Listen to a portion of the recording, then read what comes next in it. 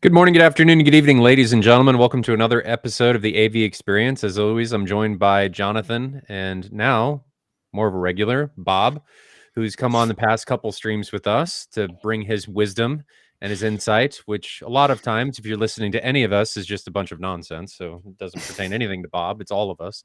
Why anybody listens to us, I have no idea. Maybe they don't. Maybe they're just here to make us feel better. Who knows? But it's another weekend. We didn't do it on Friday because we're terrible at scheduling, but here we are. So today's stream is going to be about if I had $20,000, what would I do? But before we get into that, how are you guys doing? Bob, how's your weekend been?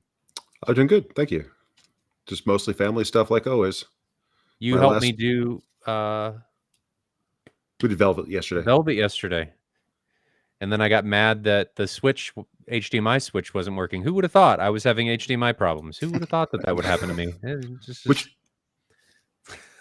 The way it manifested, though, was interesting with the one channel. I don't know how that even... Yeah, that was interesting. That we had... So, Jonathan, you haven't heard about this yet. We had an issue where the front left channel sounded like a driver was blown. So my front left speaker, it sounded exactly like a driver was blown.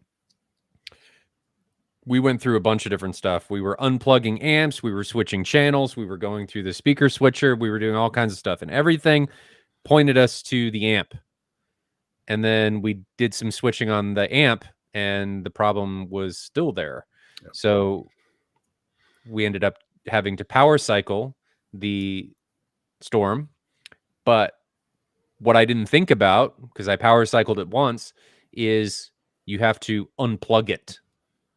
If you don't unplug it, it doesn't fully power cycle, and the issue remained. So that threw us for a loop, and we spent probably an hour unnecessarily of our lives trying to figure that out.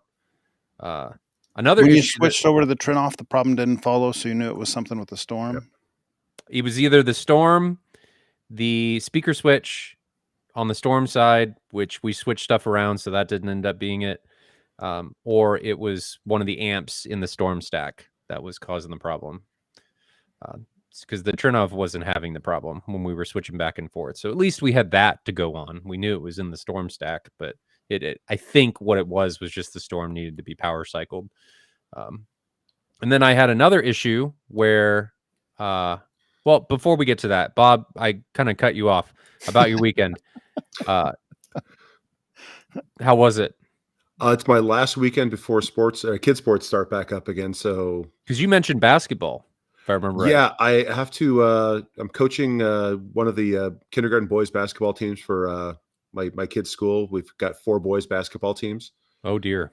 And I haven't played basketball in probably 35 years. Makes you an expert, obviously. Right. Are you hobbling around the court like Mike Tyson was on the ring last night? Oh my gosh, we will talk about that. I didn't watch it. I got about a lot of text messages from it, but I did not have it on. That was something. The last time I watched Mike Tyson fight was when he had his first one back out of prison. They were streamed. They had it on pay-per-view at Just for Feet. On Just for Feet had it on the big jumbo wall. So it's a shoe store that's been gone forever. But that was, 97? And you're talking about the Tyson a long time ago, not last night's fight. I'm imagining you now the one sitting... a long time ago that lasted like 20 seconds or something. I'm imagining like Bob pulled up in a fold-out chair in Just for Feet, watching the Jake Paul, Mike Tyson's fight in the middle of the shoe store. I was going there to buy a pair of football cleats that I needed, and the fight just happened to be on, and I was just in the store when they had it on. What was that guy's name he fought? McLeary, something like that? The white guy that didn't look like he would look like he was outclassed by Tyson pretty strongly from the get-go, I think. I don't remember his name. So anything planned for tomorrow? Nope. No? Jonathan, what about you? My whole family has the plague, so don't come over here. Oh. I don't know what's going on, man. I mean, I was sick for a couple weeks, and they got it, and they've been sick for like 3 weeks. Something new now came after we thought we were getting over the old thing. It's been walking pneumonia and maybe bronchitis, especially. Oh my gosh! And it's like The whole family is contagious and sick. I'm over it. I'm like hiding in the basement because my whole family's like Walking Dead upstairs. Evidently, you've been doing something with subwoofers, given the background. That's been like that for a while. I need some boxes for this. Is that where your kids sit when they're playing video games in the theater? They just pull out a UM18 and plop down in front of the beginning. Oh, bean bags. Here's your stool. And it's just a UMT. Right. They'd probably do that with the kids. Probably wouldn't have any problem. Talk about tactile transducers just sitting on top of the driver. No anything, no chair, just direct butt contact on There's top a video of the 18. Of that happening to a baby, and I don't think that's appropriate. Because I don't think that's appropriate either. The baby is moving. It's not my baby. I don't recommend this. What circles of the internet does one have to go down to find an 18-inch subwoofer with a baby sitting on top of it, bouncing up and down to demonstrate tactile feedback on a subwoofer in a theater? Now, was that home audio or car audio? I don't even remember. You could probably find on YouTube in a half minute, but I don't remember. There's some YouTube holes opening up right now with people watching this stream looking for babies and subwoofers, and hopefully you end up in the right place. So what'd you do today? Family's dying, evidently. You're isolated. I had some church duties this morning, and then this afternoon, I don't know. I mean, I cleaned up the room a little bit here. Not a whole lot. Day seems like it got away from me. That's how my day went. It's like, where did the hours go? Yeah. What about tomorrow? Church in the morning. I'm doing soundboard duty, and then nothing planned, I don't think. Okay. We had soccer games today, and then I stopped the 50 from dancing. It is now bolted to the concrete floor. I never thought I would ever be to a place that I would have to justify bolting a subwoofer to the floor. Right. But here we are. So my 5-year-old daughter and I were back in the meat locker in the dark with all of the hanging bodies, screwing the subwoofer to the floor. And it helped immensely. It sounds better. There's no more of, you can't, as far as I can tell, hear the driver. Because you know how you could hear the driver moving? I think part of that was because the subwoofer was unbalanced and it was moving. I can't really hear it anymore. But maybe that's subjective of me wanting it to be better, and I just haven't noticed yet. So it seems to be better. So I got that going for me. My weekend has started off with lots of negativity surrounding issues, some of my causing. So what I was going to bring up earlier was maybe I've talked about this to you guys off stream, but I was chasing an issue where the RAM audio amps, you can't just cut power to them to turn them off. You have to gracefully shut them down because they run software on them. They've got a bunch of DSP that you can't just pull the plug and they're going to be okay. They're going to get mad and they're going to die. And I don't want that to happen. So you shut them down by sending them a TCP packet, not Wake on LAN, just a single TCP packet with hex frames that identify what you want it to do. And one of those commands is powering up or going into standby. Well, randomly, all 5 of those amps just stopped responding to those TCP packets. Wait, when did this happen? It's been going for a while. I had no idea what was going on. I power cycled my network. I rebuilt the entire network. That took forever. And then it was mad about a bunch of other things. So then I have to go troubleshoot that. And then IP addresses are changing from the DHCP server. And then I'm having to find devices that aren't talking anymore. And it was a nightmare. Rebuild the network, still doesn't work. Still doesn't respond. And I'm beside myself at this point. Because now, at this point, I have identified that the subwoofers, or not the subs, the amps will respond if you send the command from the RAM audio software. I can send it from there and they power cycle. They do what they need to do. So then I break out Wireshark and I'm analyzing packets individual frames, looking at the acknowledgments, doing all this stuff. I'm like, it's the same port, it's the same frames, it's everything. Why does it respond from the software and not from the Control 4 server?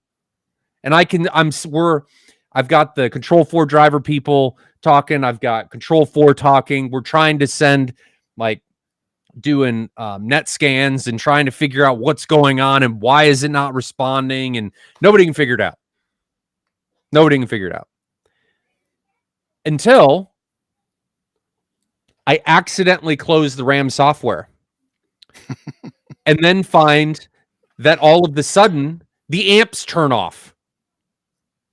And I'm like, why did that just happen? And then I turn the theater on and the amps turn on. And I'm just staring because it's like it has clicked and just, and I've just figured out what it was. The RAM software was open the entire time. Yep. Was creating a VPN tunnel. Oh. And it was stopping all other traffic from communicating on that port. That makes sense. I wasted, I don't even know how much time of my life trying to find this dang issue. And then as always, it's Ryan's fault. Don't look. I just need to realize, don't look too far. It's the idiot sitting between the chair and the keyboard that's the problem. That's pretty complex stuff to work through to find out that it's the VPN. I mean, that's yeah. So then then immediately I'm telling, like, Jeffrey, I'm telling Todd, everybody that may have any interaction, if this happens, this is what it is. To make myself kind of feel better. And then we had another issue last night with the HDMI stuff where the switch, and I swore it was the switch. Bob, did I tell you about this? No. Okay, so we were turning on content in Kaleidoscape, and it was going to PCM. It was not going to Dolby Atmos. And it was happening on the Storm and the Trinoff. They were both doing it. And I'm like, this was working. We power cycled everything. Why is it not working anymore? So then I figured out that if I do a little tick box that says enable Dolby Matte, which is a new thing that Dolby's doing on some devices, Apple TV supports it and other stuff, it would work. But then if I picked other content and came back to that, it wouldn't work. Why? Why does this happen? And then you could turn on Apple TV and turn on Apple Music. It would work fine. It would have no problems at all. I'm pulling my hair out, or I would if I had any. So I'm ticking the box. After the content starts, I can then tick the box and it resyncs. And probably 1 out of every 3 times, it would go to Atmos. Can't figure out why this is happening. So I'm messing with this. I'm getting irritated. I've contacted AV Pro Edge. I've done further troubleshooting. Then I'm going through scripts in the Control 4. I don't even remember why. And I notice that the matrix, the HDMI matrix, was set to output audio from the video port on the Kaleidoscape. And we had run into issues with this long, long ago, where the video port, the main output on the Kaleidoscape on the Strato C, the Strato V only has 1, but the Strato C has 2. It has a main output, and then it also has a dedicated audio output. Mm-hmm.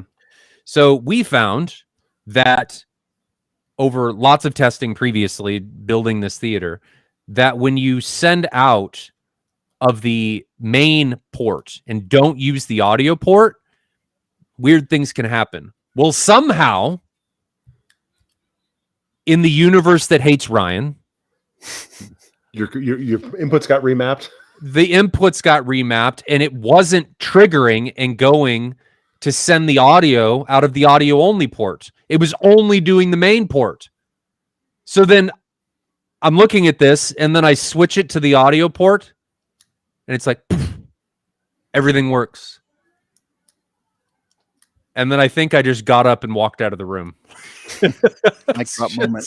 Just so annoying. But today, at least, we had some positivity with the anchoring of the subwoofer and things being good. And then I get on here, and first thing Jonathan says is, "Did you make your list?" No, but I have now. So Conveniently, the problems that you have with your system are the things that no other sane person would ever have.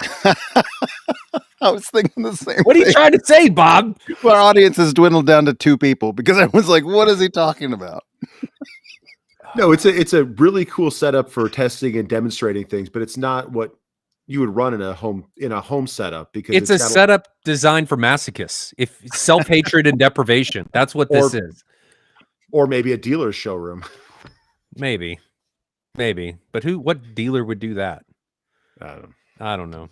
You have to But be yeah, crazy to do most that. people aren't going to run into those issues, but it's amazing if you look at Facebook and forums and stuff, how many issues with the outputs you see on devices. Oh, yeah. And if you don't know what to look for, you're up a creek without a paddle, man. There's no indication, there's no logs, there's no anything. It's just, this is why I don't have hair. Even just having 1 or 2 devices with HDMI, I mean, it's really easy to lose sync or have an EDIT issue when it drops your audio format or drops your video format.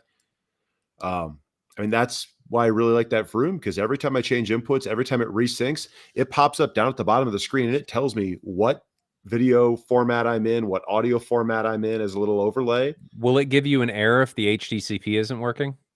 No, it's just pretty much it renegotiates to something else. I've never had. That's the gotcha that a lot of people don't realize, is that if HDCP doesn't work, it doesn't tell you crap. It'll just be flashing, black screen.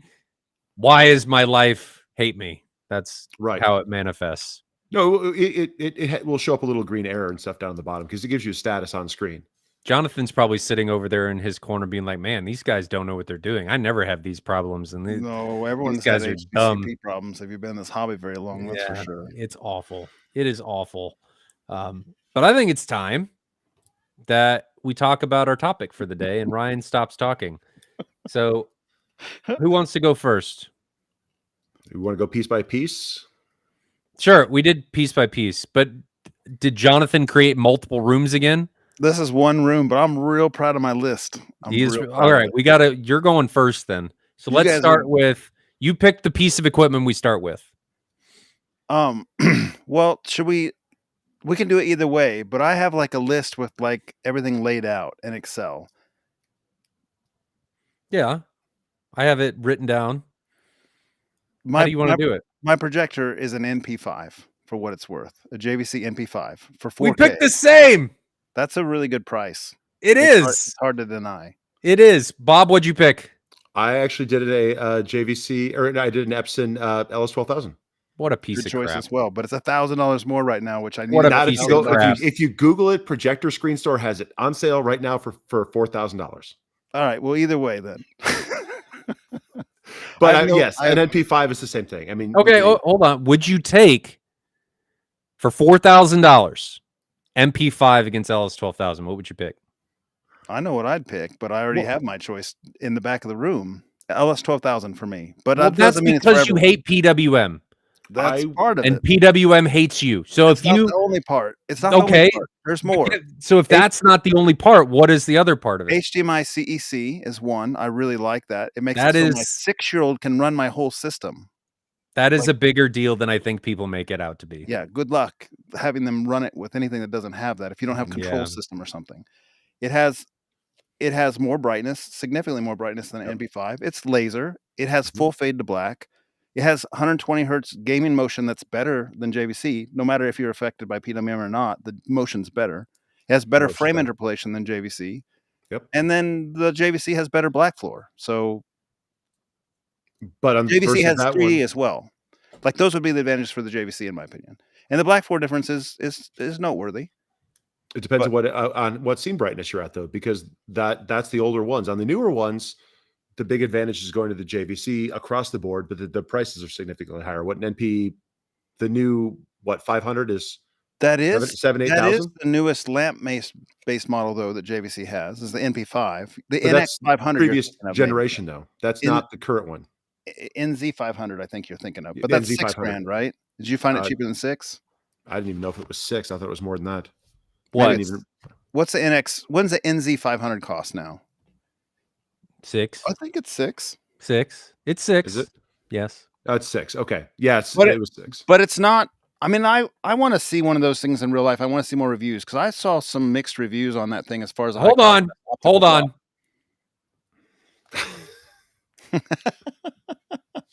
We've heard a lot about the new. We're going to get to that. We'll talk about this topic and we will get to it. And that was the thing too. I'm trying to stay with stuff that I've experienced and not just, pick something that's new coming out and gone with a $2,000 or $2,000 Valerian Vision Master Pro.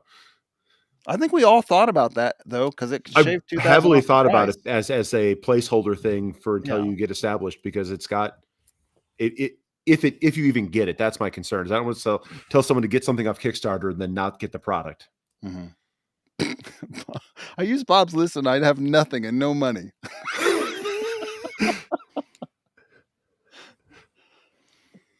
Okay, so you did the LS12000, Bob. Yep. And Jonathan and I did MP5s. Yeah, I might switch it if I knew the price was that, but that's okay. Both of them are great. I have a feeling Bob's doesn't have a warranty. It says they do. I mean, I don't know. What shop's it from? Projector Screen Store was the first thing I had. That's a legit place, isn't it? Projector Screen Store? Maybe. Yeah. JVC has a resellers list, I think. JVC resellers authorized. It was the first thing that popped up when I Googled it. Authorized Projector projector Screen dealers. Store. Oh, maybe this is. Are they really on sale? It said it for $4,000. Unless I was not paying attention, that was Are you high? It's $5,000. The LS11000 is $4,000. I'm on their. Oh, no, that's correct. It's a refurb. So refurb's okay. That's okay. That's fine. I had the link wrong now. Okay, it is a manufacturer refurb, but yes. Sorry. Projectorscreen.com is on the list, but I don't see projectorscreenstore.com. Is that the same thing? Maybe it's the same thing, but it's their store. It's projectorscreen.com. Wait a minute. I'm looking at JVC authorized sellers. You're looking at Epson authorized. Sorry. Epson yeah, but Epson's projectorscreenstore.com is the store for projector. No, it's not. I don't know. It's projector. It's projector store or screen.com. This is all very confusing. Yes, it's projectorscreen.com, and it was a refurb, and I didn't pay attention to that part when This is kind of funny. I went to Epson's authorized list. JVC has a very short authorized list. Epson has a unauthorized list because I guess pretty much anyone can sell an Epson except for these 20 stores. Yeah. Martin Logan does the same thing. They just say, and I think it's like 3, do not buy from these companies on their website. Yeah. So interesting. Anton Line is on their do not buy from store for Epson. Anton Line's been around a long time. I thought they were a legit place. That's interesting. All right, never mind. Going back to the topic. Okay. So screens. What'd you choose? I chose Jonathan. I'm going to keep going back to you because you're very proud of your list. So I'm super proud of my list. I think my list, to put this in perspective, I think my list could make any of us who have experienced really high-end systems very, very happy with what they see. Those are big words. Yeah, I think this is a $20,000 system that hits in the big leagues. So the screen that I chose was a Seymour XD for $1,500 from the Seymour AV store. So it's XD, the 120 wide. 144 CinemaScope, 141 CinemaScope. Sorry, I've done this. I did the 120 wide precision spliced from Seymour AV for like $1,478 or something like that. Mm-hmm. So yours is 16 by 9, mine's CinemaScope. So yeah, little difference, but same thing. Yeah. All right, Bob. On the chat, those are 3 Fs. But I did a 135 silver ticket. It's $360. It looks decent on its own, and if you want to get a little bit more gain and a better picture, you can rescreen it for about $600 to Sievertson Cinema White. But not AT? You didn't go AT? No. Because we have our first big departure. because at this brightness, and this is what I was playing around with the Epson, I don't want to get under 200 nits. To put this in perspective, Bob has been ruined. I have been. It's over for Bob. There's no recovering from the high lumen output. It's just, I remember, Bob, you saying, I run my projector in low. And you were very proud of that. I still run it in low for everything. Gaming. But it was everything. And you were very proud of that. And now it's, I need more. Okay, and I'm just imagining the sun. Medium. The sun sits right behind Bob. And it's just, that is now his equilibrium. This is his safe place. I 250 to 300 nits, I think is a good target range based upon what I've seen. And I get 275 done to him.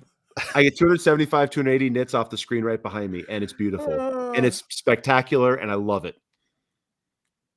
And then when I put the Epson on, I pulled out pulled my Epson 5040 out of the box to play with it last night.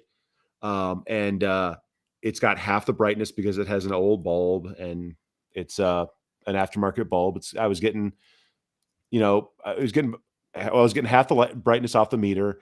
And so I'm probably watching at 135 nits, and it looked great on SDR content. But when it switched to HDR, I just lost the pop. I mean, it just looked dull. Yeah. But in certain threads on the internet, that 1400 lumens would gain you one of the best projectors ever made. In SDR content, it was great. I mean, if I put on an old 80s movie, later, it looked beautiful. The 5040 UB still holds up in SDR. Oh yeah, but in HDR, yeah, absolutely, a little rough. And if I had a new bulb in there, I mean, it might have been better because I even hooked it up to Mad VR PC, and I mean, it wasn't bad. I mean, there was nothing wrong with it. It didn't have the brightness on that bulb. It doesn't have the sharpness. It didn't have and it only has the 11.2 gigabit, so it had some other issues. Mm-hmm. And to be clear, guys in chat, look at this. I'm fully on board for a non-pop. I don't want to hear anything from Ryan other than 700 nits. What is a good nit level to aim for a non-Bob normal person? To be clear, I'm the one that did this to Bob. So I am fully on board with everything that Bob says. It is, and you, Bob, actually brought up that Matthew Pose just did a video about this, and he is now fully on board with all of this. Too. Yeah, yep. He's got an M4K15 that he is doing testing on. He had the 860 too, and he loved the brightness on that. 860 is a little lacking in the contrast, but if you're after the brightness, it's what it does. Those projectors, though, to be clear, need a video processor. Just to be clear. For a non-Bob normal person, what do you guys think is adequate brightness? SDR for years and years and years has been spec to like 100 nits. 103 nits is like Dolby Cinema spec. Yeah, but I feel like that's because that's all that anything was capable of.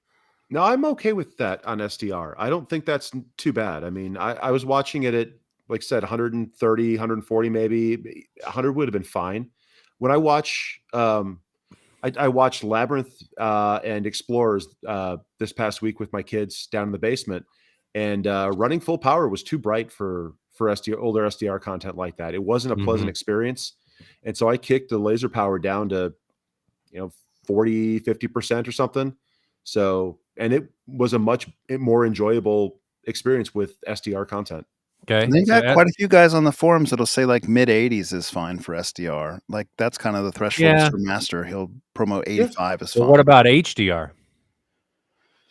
More the merrier. Is that kind of how that works? I mean, Dolby Vision, the new Dolby Vision theaters that are getting the Christie Gen 3s, they're going to do 300 nits. I think that's going to be beautiful. I mean, from experience on your system, between 300 and 800 or whatever we were at, I thought 300 looked between 300 and standing in front of a car headlight. I thought, so. I mean, when we watched Godzilla at 300 nits. It was, oh, that's bright. Like you'd close your eyes and kind of turn your head a little bit. But I think At that's how it's 700, supposed to be. I mean, it's kind of what it's supposed to do. Right. I mean, you were diving from the laser beam at that point in time. Don't look at this next scene or you will permanently damage your eyes. Look away. The projector says don't look into the laser, but now you can't look at the screen either. Right. So back on topic, we chose the Seymour AV center stage XTs in different aspect ratios. And Bob went for more gain than what we're going to get and silver ticket, which, to be clear, I think is, for the price point, I think it's a perfectly fine screen. I don't have a problem. I had one. There's quite a few people in Kansas City that have those silver tickets. Yeah. And like them. That behind me is Ryan's old silver ticket frame that I rescreened to Sievertson. Yeah. Good choice. Nothing Good choice. So now we've gone through projector and screen. Let's stay on the hardware trend. What do you do for AVRs? Go ahead. Did you do dedicated amps? No. Did not enough budget for it. Okay, Jonathan? Yeah, I mean, the 6800 is where I landed because you can get it for 6800. Uh-huh. Oh, you did the Adorama thing. The Denon 6800 is 2500 accessories for less, and you can get it for cheaper if Adorama sells. If Adorama has a special, so it's the 2000 to 2500 range. Okay, depending on the special that's flying at the moment. 2500 right now is the cheapest I could find it, and that's, like I said, accessories for less, and that is refurbed for what it's worth. Bob, what'd you pick? I would have said the same thing, but I couldn't find a good price on it to get me low enough. So with the channel count that I'm looking at, I think at the 3800 gets me all the outputs that I need. I did the 3800. Gets the price low enough. Yeah. Yep. 9.4. 6800s, 11.4.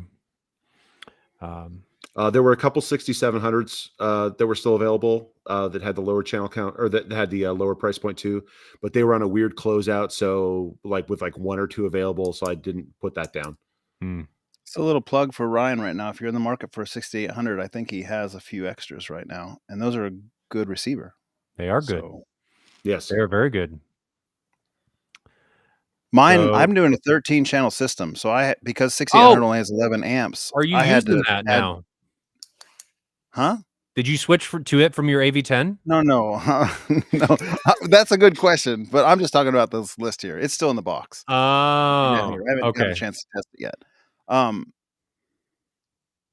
using 13 speakers in my $20,000 home theater system recommendation, and so I had to have another amplifier, and I just went with the Behringer A800 for 2 more channels. I heard those are really bad.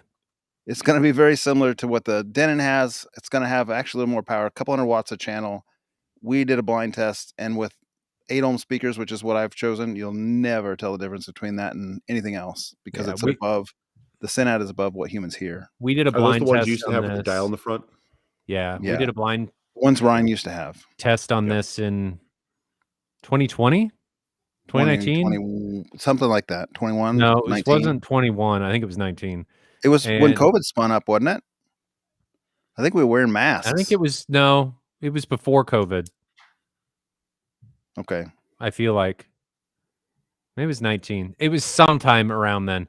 And we did a bunch of testing, and that's why I was making fun of them sucking, because I had a ton of them. They were running my previous theater. I had a big stack of them. And they were running everything. So yeah, I liked those amps. They are $200, and they're legit. Like ASR's tested them, legit 200 watts a channel, and $200, so like 100 watts a channel. That's $100 a channel. That's super cheap, and it's pretty good. Amp. They're pretty good. So AVRs, subwoofers. What do we do? You're skipping speakers to subwoofers. All right. Yeah. Mine starts getting complicated here, so I might share my screen when it's my turn. You guys go ahead. Complicated? Yeah. I'm telling you, this system is like nice. This would be nice. Okay. It's some do it You yourself can't option. tell us that Like, you did a complicated. spreadsheet and not show us the spreadsheet. So get on this. Come on. All right, I'll share my screen. I just didn't want to like stop the flow. No, this is all part of the flow. Okay, can you see my screen if I make this large? I'll make it large still. Okay, look at this price. I came in under 20,000. That's close. Okay, so far field, I recommend these GSG Audio behind the screen dual sealed 21 enclosures, and I'm getting 2 of them. They cost $550 a piece. So that's $1,100 for 4 21s. And then we're buying 4 21s from Parts Express for $540 a piece times 4.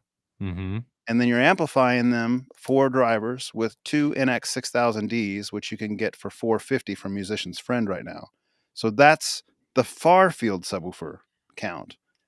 And that's the numbers for them. Now you're going to have to pay tax and shipping. This doesn't include tax and shipping. No, none of ours does. But the price is there. Now that's far field, and 421s in most any room is going to give you enough output. Now we got to talk about tactile, because it's not maybe going to get you enough tactile in my opinion. To be clear, the 21s typically don't dig super deep. Historically, from most manufacturers, 21s, they're more of a pro response. So the Kraken is what Chirpy has, and they actually have the big surround driver, I think. So let me show you. Oh, they do? Yep, Kraken plus 21-inch plus Parts. Actually, why don't I just click the link here? That's why it looks like a big UM18. Yeah. So and these are in sealed boxes, so they'll dig fine down low. You can apply EQ to whatever you want. In fact, it's kind of the opposite on these drivers. They have a little bit of trouble on the higher bass frequencies. Like if you're trying to make them play like 300, 400, look 500 at that surround. Not gonna do it. They're more for the deeper stuff. Got it. Yeah, 21 millimeter of excursion. Dayton always underestimates that. It's probably much higher than that, although I haven't seen any practical things. But I've heard these in Chirpy's room, and they sound really good. Is that both directions or total excursion? It doesn't even say, but it's probably in a spec somewhere. Let's see if it says down here. And I am starring questions, so if you guys have them, we will come back to them.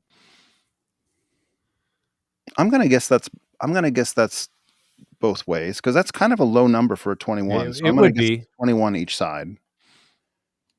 If there was a place like Database that had rated it, you would know for sure. But I've read about these things for years. They're not a new driver, and there's a lot of popular press on them. Like they're well received.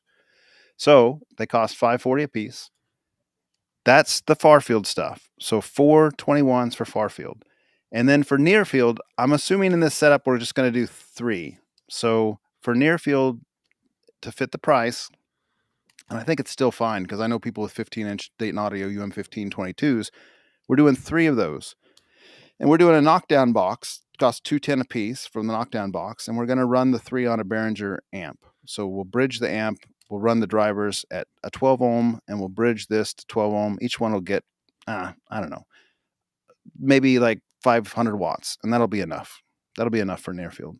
So that'll get you that near field. And then I'm also adding. Oh my God.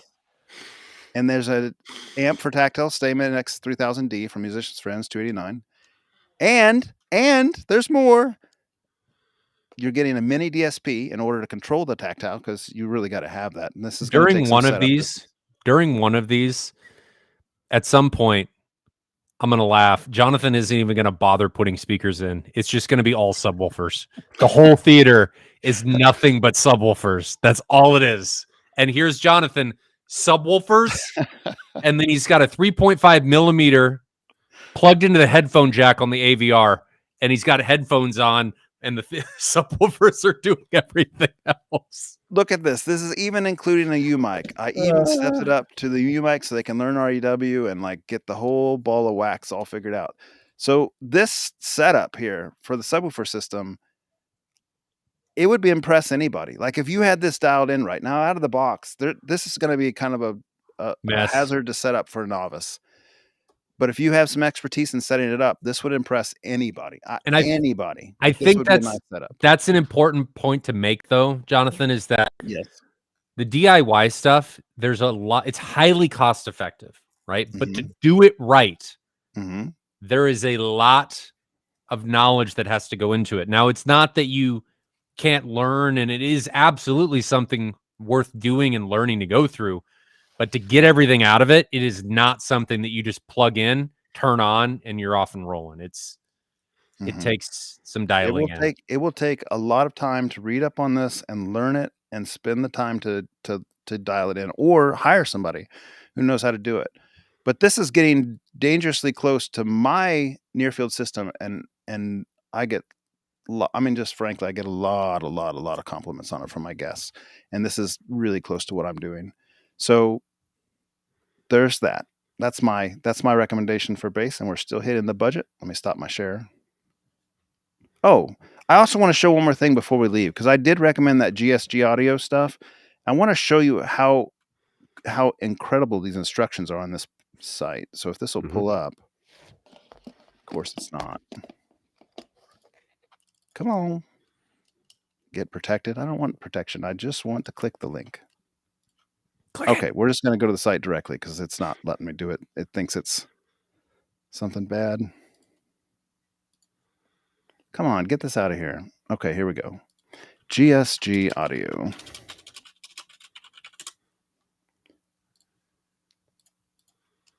So if you go to products, and then we're going to go to the behind the screen subwoofers, and we're going to scroll down here.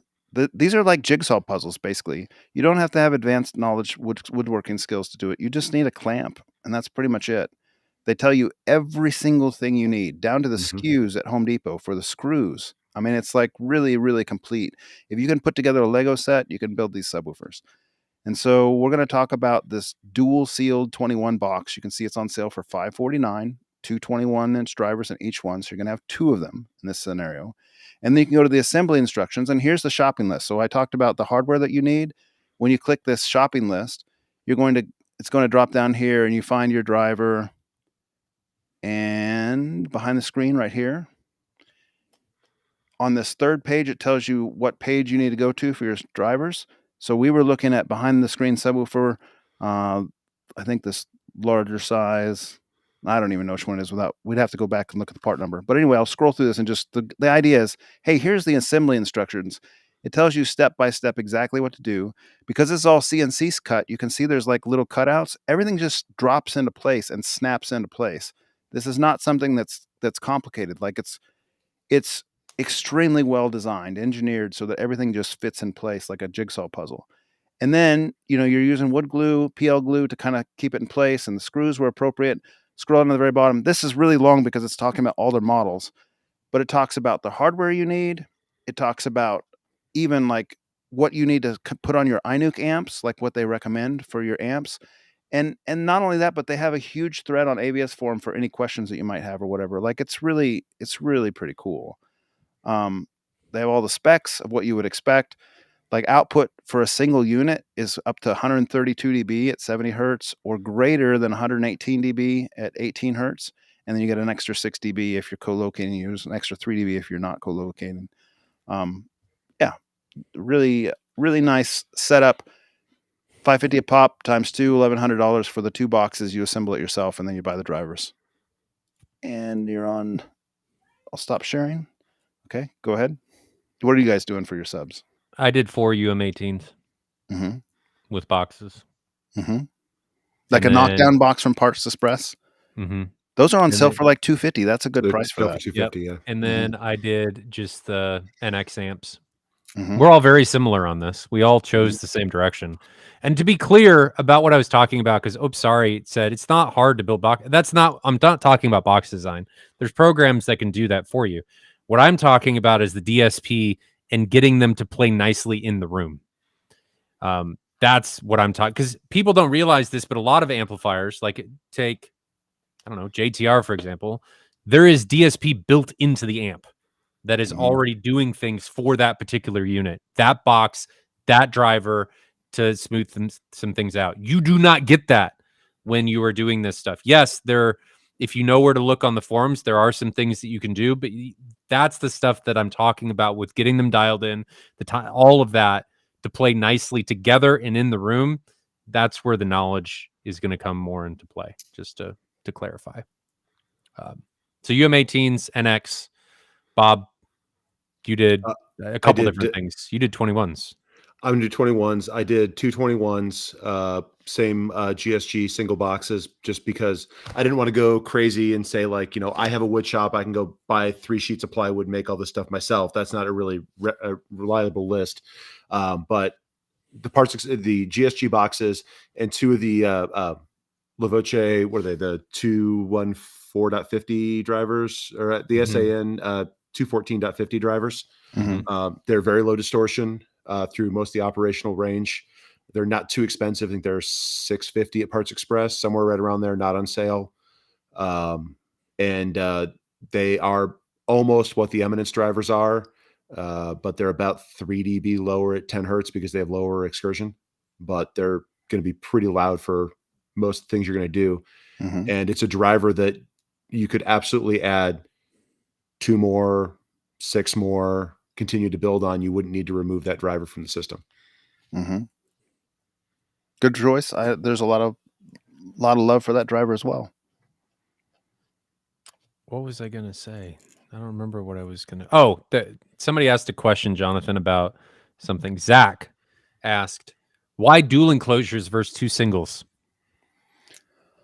It was just kind of to fit a price point, because the behind the screen things fit very nicely between, like, if I'd have an acoustic transparent screen on mine, so you're going to have your LCR. The behind the screen things are made to be shallow, so they can go behind the screen typically, and then you're going to put them between your LCR. So it's a way to hide them. It's a way to have 4 21s easily behind the screen. And then I'm making up for that with room smoothing, or more just even with feel, with the 15s behind the chair on my plan. So, well, and it's cheaper because you're not paying for the extra wood. If you're going to co-locate them anyway, it doesn't make sense to. Yeah, I mean, I don't have any problem if you want to separate those out and have the 4 21s in the 4 corners of the room, or the midpoints or something. A little more expensive. By all means, there's no wrong there. A little more expensive for the extra materials, but yeah, absolutely. It'd be a nominal expense for the most part. You could use the same amps. Good answer there. So subwoofers, talked about that. Speakers. I think Jonathan's going to stay with the Pro Scene. I absolutely am. I found these QSC. I was doing some homework on what's out there kind of at that lower end of the spectrum, because I want 13 speakers. So QSC SR 1030s, their retail is like $600, and they're on sale right now from Strong Tech, which I'm not even familiar with, but they're on sale for $390. Those are 127 dB capable speakers, which is stupid overkill. But their minimum continuous is like 122, 121, somewhere in that ballpark. They're 800 watt speakers. They're 95.5 dB sensitive. They're made for large cinemas. They will do fantastic in your home. QSC is a top of the line pro audio thing. These are just a no frills cinema speaker. They have here, I can pull them up. They have a slant design. Reference for days. No matter what size your room is, reference for days. And they're all matching. So you got 13 of them. They'll be driven from a receiver to reference. Reference with no compression. The dynamics we all talk about. Like, all matching. It's not going to be like an audiophile's dream speaker if you're into the 2-channel stuff, but for home cinema, it's going to be an awesome setup. Yeah, I would agree with that for home theater, for sure. So let me find the QSC SR 1030. They got a 1.75 inch titanium compression driver, and they have a 10-inch woofer. So they're just a 2-way. And I'll share my screen. We all choose. I think we all chose 2 ways. Bob, did you choose a coaxial? They're all coaxials. We all chose coaxials. Well, mine is not a coax, actually. Oh, it's not. Oh, it's not. It's got a woofer and a tweeter, a compression driver, actually, as it were. Well, is it a compression driver? Let me look again real quick. It'd have to be. Is this? It said in here the driver size. It's a 1.75 inch. Here we go. Yes, compression driver. Titanium diaphragm compression driver. So yeah, I mean that's a heck of a speaker, and $390 isn't cheap, but I like the all matching concept, and I like the absolutely no compression, no $390 isn't cheap. not at the rate of 13. I mean, that's a big portion of the budget. Oh, sure, I guess. It's $5,100 for 13 of them. I spent more than that on 3 speakers. Yeah. So anyway, look at this. You're gonna have you only need 105 of the seats. You're gonna lose about at most 10 dB in most rooms from the speaker to the main listening position. Maybe more if you're in an enormous room. In my room, I lose about 10 dB. That's at about 12 feet as kind of a reference point. So if you need 105, then you really need 115. You need a little bit of extra headroom for EQ. So if we want a true reference experience, these will do it, because continuous, they're rated for 121 watts, and peak, they're 127.5 watts. They got protection in them. They got a subsonic filter built in at 50 hertz. I mean, these are like a commercial speaker. So yeah, that's where my head's at. Okay, stop sharing. Bob, what'd you do? So I wanted to pick something that I have listened to and experienced at home and enjoy the sound of. So I went to Sendo. I had, after M-Wave this year, I had a pair of the 10s sitting on bar stools, right where those speakers are behind me. I had them up I just was going to try them for a week and see how they sounded, see if I liked them, because it's one of their lower price speakers. I left them up there for like a month and just didn't want to go through the effort to move them, because by the time I got them EQ'd and well integrated, I mean, they sounded almost just as good. And I really enjoyed listening to them. I prefer to listen to music than watch content a lot of the times. So I wanted something that's going to be a very good music speaker. So I did, I've got a couple different options that could kind of, if you want a more complete system or a less complete system, if you kind of want to just piecemeal it together, get started, and then not have a speaker that you're not going to want to get rid of. 2 of the 10s up front, because I have an on-AT screen. There's no reason to have a center channel. And honestly, if you care about your seat, you don't really need one. The center channels are for other people's seats. And then I did 2 more of the 10s for the sides. Oh, you went all 10s. I did 10s for sides and rears. And then I did 6 wedges for heights. Okay. I think that's what I had. Yeah. So I stayed on the same train. I did the 10s, LCRs up front. So 3 of those. They're coaxial compression drivers. They will do reference. Yep. I, like Bob, listen to far more 2-channel than I do theater. Jonathan, I think, is on the opposite side of that. He is almost always surround. And there's nothing wrong with that. Always surround. Yeah. I personally, I think, this is my opinion, it's more difficult to hide compromises and discrepancies in a 2-channel setup than it is in a multi-channel setup. And I think we've all talked about this before, that you've got so much going on in those types of setups that we can't pay attention to everything, and it ends up sounding great. When you get into a 2-channel setup and there's not as much going on, it becomes much more difficult to hide things. And I just love the way these speakers sound. So they went up front, and then I did the 6s for side surrounds, and then I did the 6 Pro in ceilings for tops. So I did a 3. I did a 5-4 is what I ended up doing.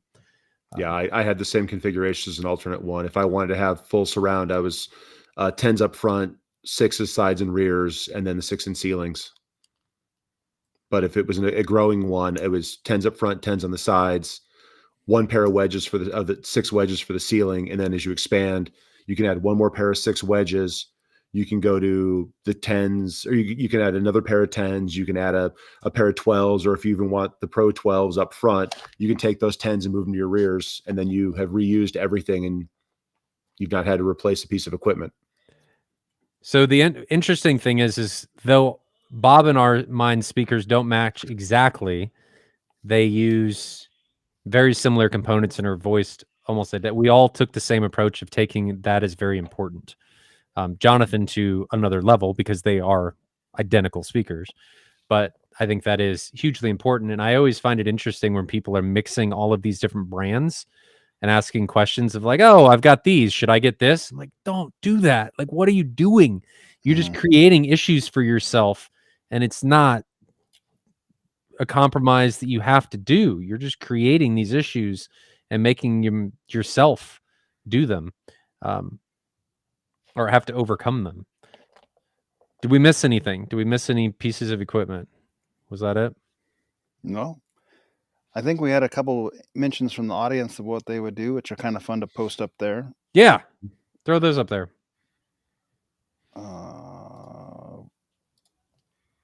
You might have to throw them up there. No, there's the pinned. I see it.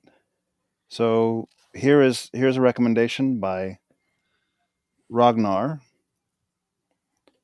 He says, I would put together a 7.4.6 and set up a 7.1.6 Atmos with center height and voice of God using Marantz AV10, 4 subwoofers, probably Stark SW15, and not sure which speakers, maybe JBL.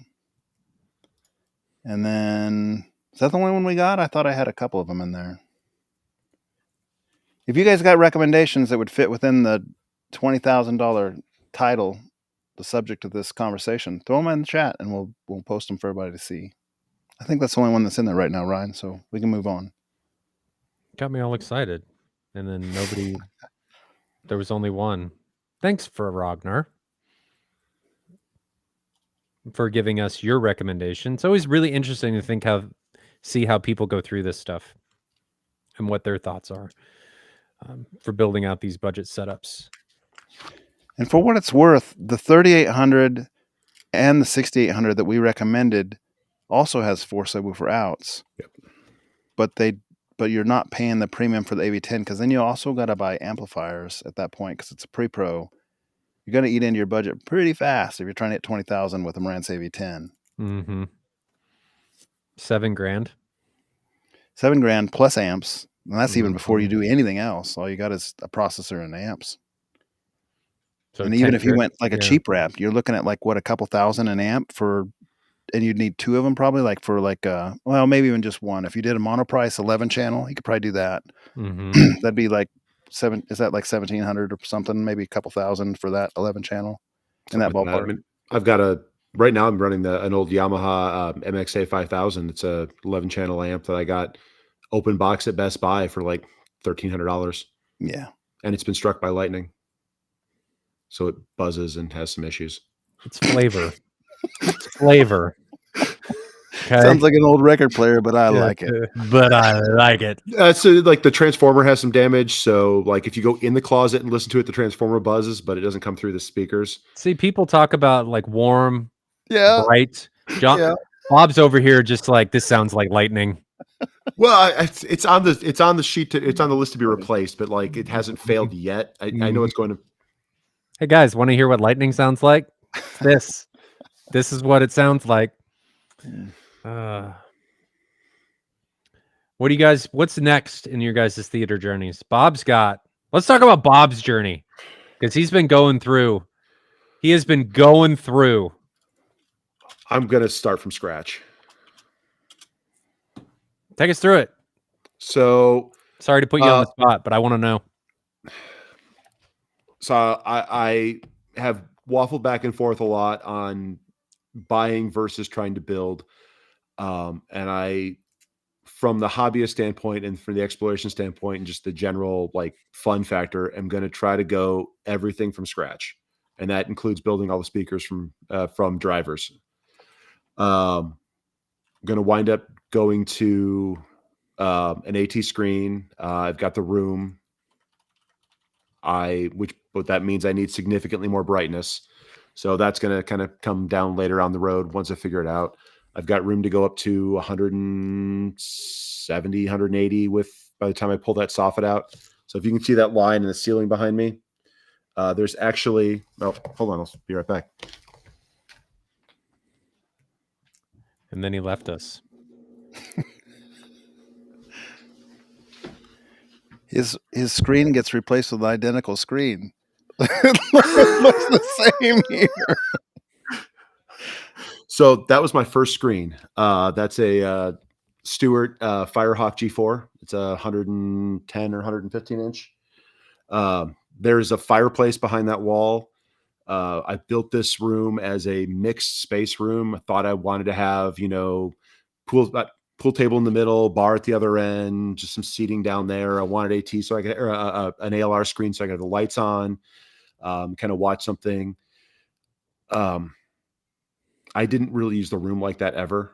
So I'm cutting the room in half. So my room it's half my basement. So the room is 15 by 42. I'm going to knock the room in half. And then take that soffit basically extends that far just so that it can cover the screen. So once I get rid of that, I can go back up to almost 9-foot ceilings. I'm bound by basically what I can light at that point in time. I'm going to go, since I'm going to go AT, I'll actually add a center channel for the first time ever. You'll like it. It's not that I'm opposed to them. It's just, unless you have a matching one and you can put it where it needs to be, then I don't think there's an advantage to them. I never had a center channel below a screen or on the floor firing up that I didn't think caused a dip in the front soundstage. But if you can get someone to go AT, then there's no reason not to have it.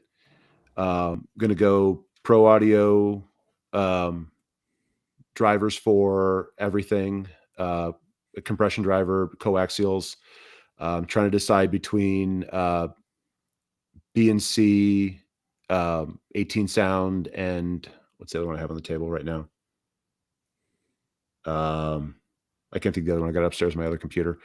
But those 12-inch drivers all around for the base layer, probably for the height layer. If I do 18 sound, they make a 15 with a Beryllium tweeter. That's a very nice driver. They're just a little bit more.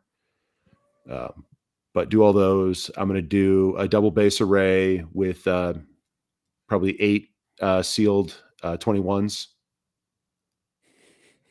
Yeah, I know.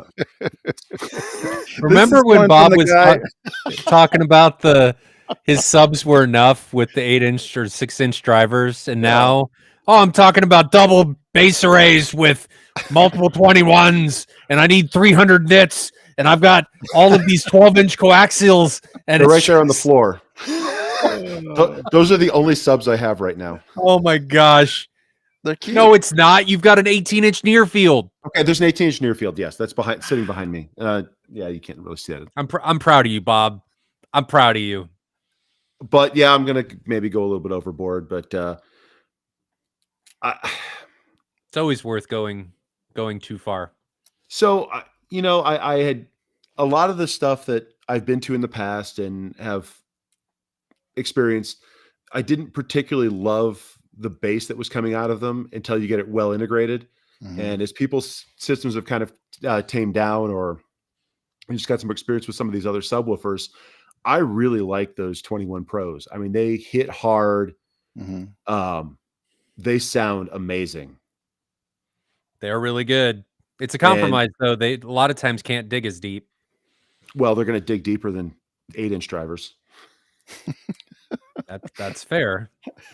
So, but that's my plan. As soon as I get rid of everything, right now, I mean, I got an NZ8 for a projector on a 1.3 gain screen at 120 inches. I mean, that's a beautiful picture. Really big, deep black floor, just great overall sharpness. And I get, I'm hitting almost 300 nits. But by the time I go to a larger AT screen, I'm going to lose 2/3 of my brightness. Bob is not okay with that any longer. I'm not. I don't want to watch HDR content at 85 nits. So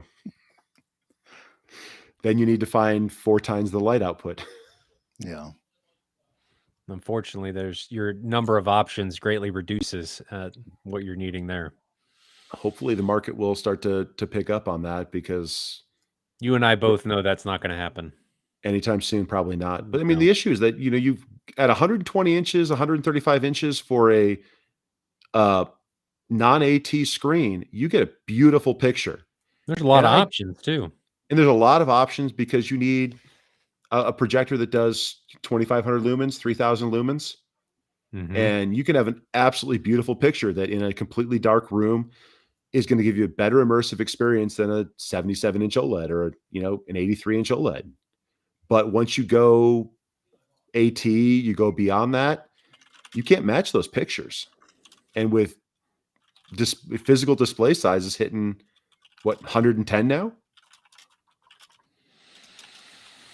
115. But I mean, that's a bigger than that screen that dropped down. So by the time you're getting to those, there's not really an advantage to be in the projector size unless you can go bigger. I agree.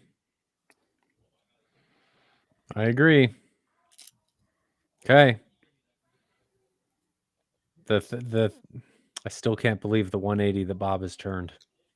No, it's dramatically different than a couple years ago. It is. And it's all Ryan's fault. It is. And it's in conjunction Jonathan's fault. It's like a pass-through here. It's like it's a blame game. Yeah, I don't want to be responsible for Bob spending money, so I'm blaming you, and you don't have anybody else to blame except yourself and me. What is the next thing, Jonathan, that you're going to do to your space? Get those UM18s going? Yeah, those drivers over there, I'm just going to make near field in my back row. That's really all that I'm planning on doing. This new wave of projectors didn't delight me. I don't need anything with a processor. Projectors. Near field. Valerian. You're not excited about the Valerian? I'm cautiously optimistic. I'm still in that mode. For anybody that doesn't know, there's a thread on AVS forums about a Valerian projector, specifically the Max. And Pro 2. The Max isn't out yet. Pro 2.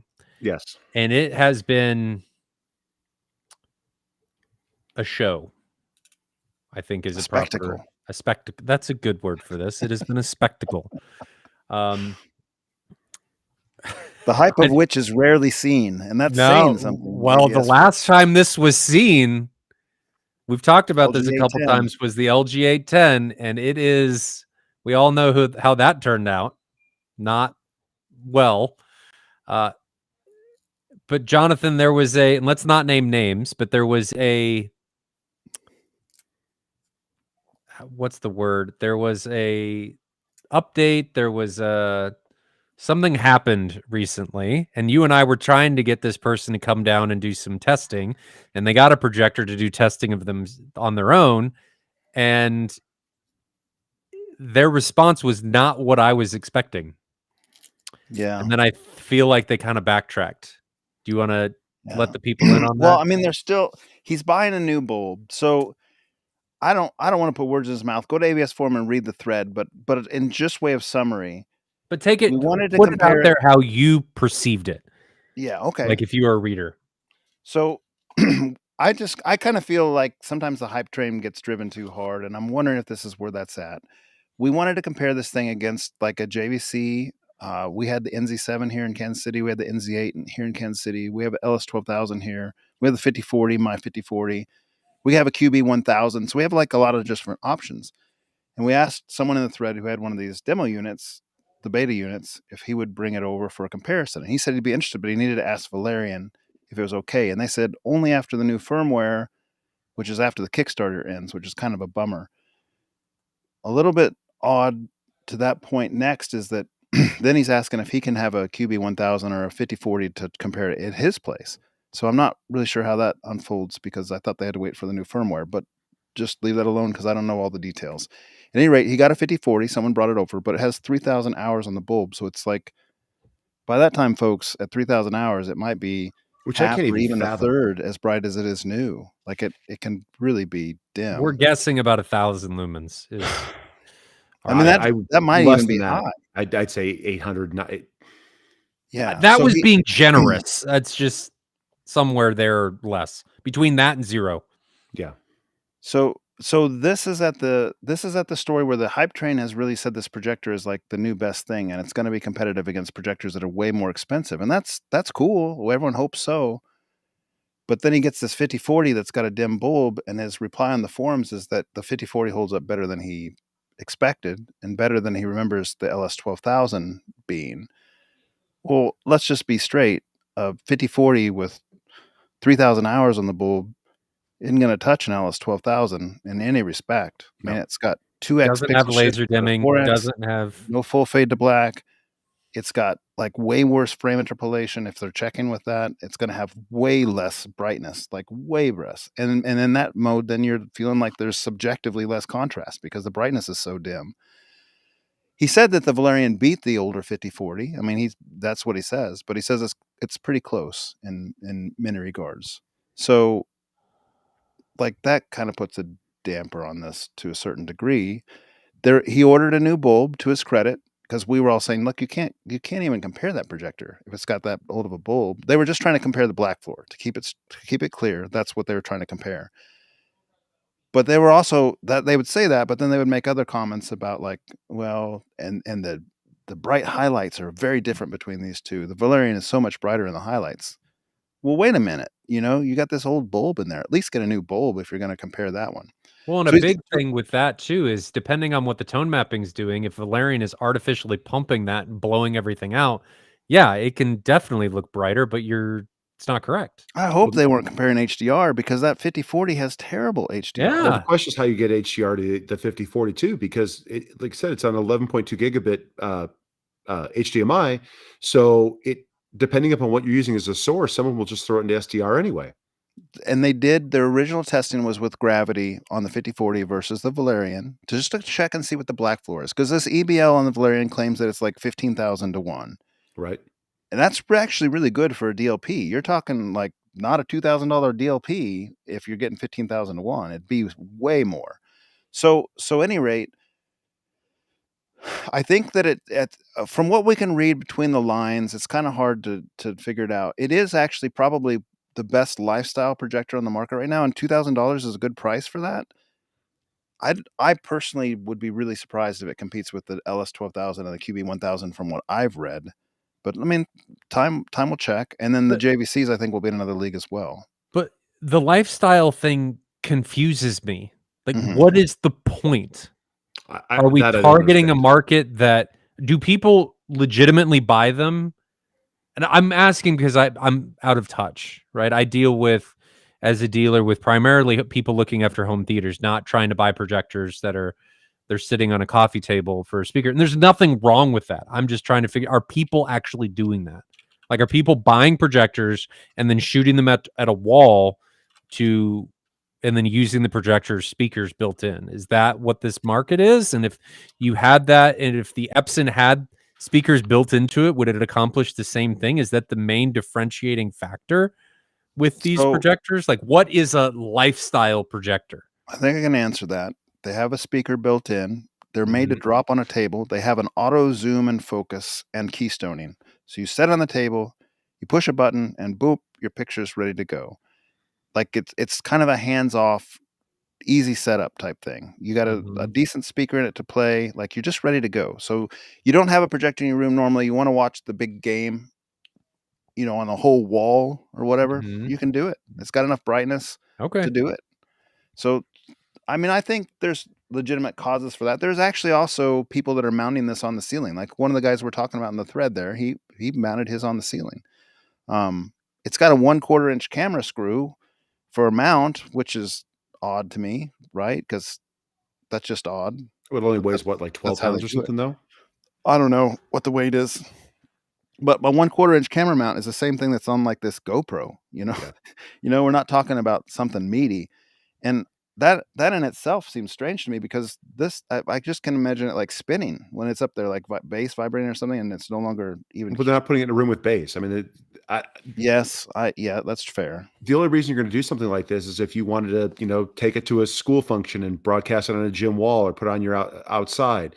If you're going to have this at home and you want to have people to come over to watch a game, I'd go over to Sam's Club and buy the 86-inch LG TV for what, $700? Yeah, but this can you can watch that with the lights inches. on. But you can watch that with the lights on. Sure. So the other thing that this does that they remark on is that the HDR performance, the tone mapping, the dynamic tone mapping is supposed to be like next level. Like I haven't seen it. This is just what I'm reading. They're saying it beats, he prefers it to the Mad VR, which seems crazy, and it will be interesting to see. But that's what they're saying. So, and I think in the context of it bringing out more highlights, like the highlights are brighter. And so they have a comparison to the NZ9, which we watched the other night, or NZ8, I think it was. NZ8. Yep. It's potentially brighter in the highlights, but we wonder what it's doing in the shadow detail. It's really hard to tell from the video. But it's brighter in the highlights because it's wrong.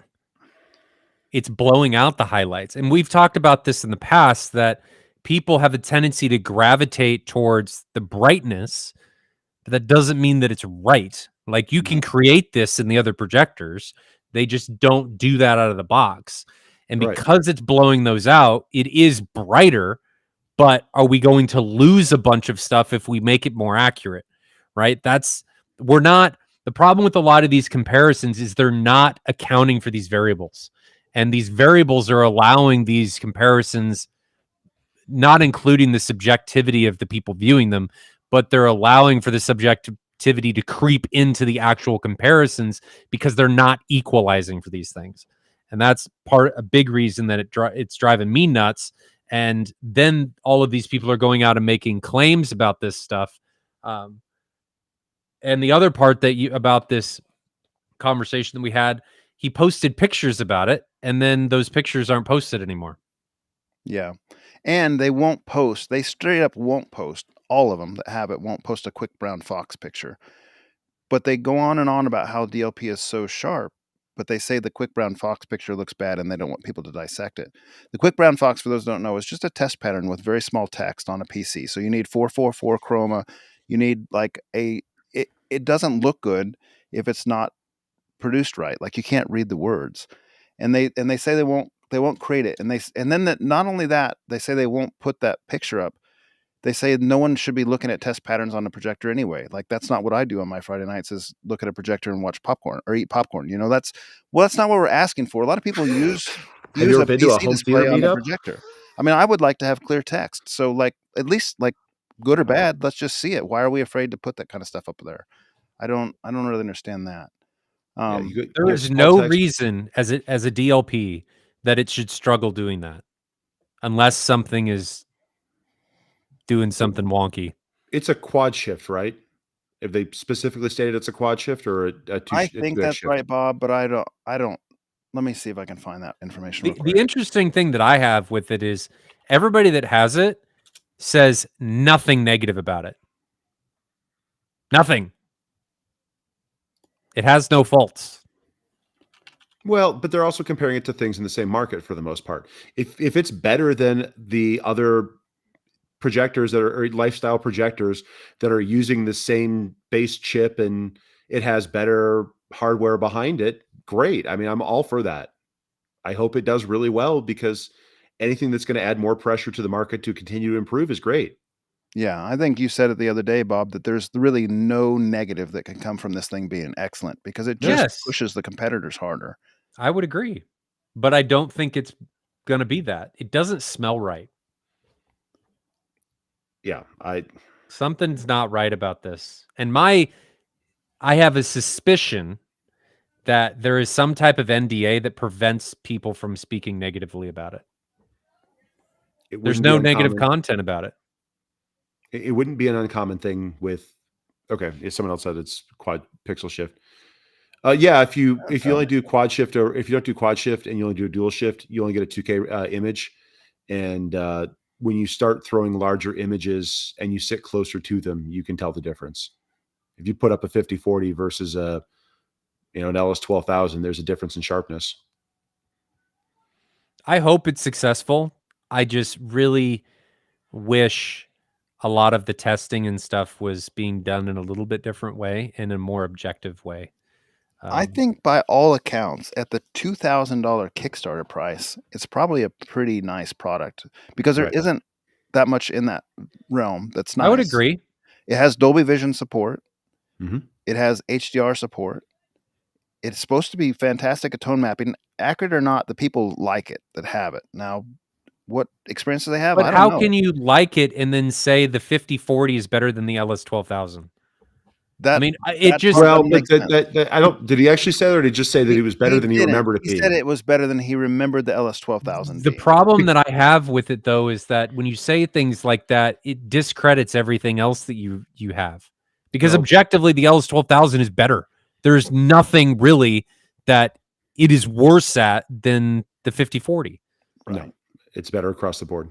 Right. So we all know, and we've talked about this before, the audio memory is bad, video memory is probably Yeah. bad as well. I mean, unless you have a side-by-side and not a broken side-by-side with a 3,000 hour bulb with an 8-year-old projector, like, I'd like to see it compared directly A/B side-by-side against a LS12000 or a QB1000 or a JVC NP5 or a NX500. That would be very telling. Well, anything you can use as a reference, yeah.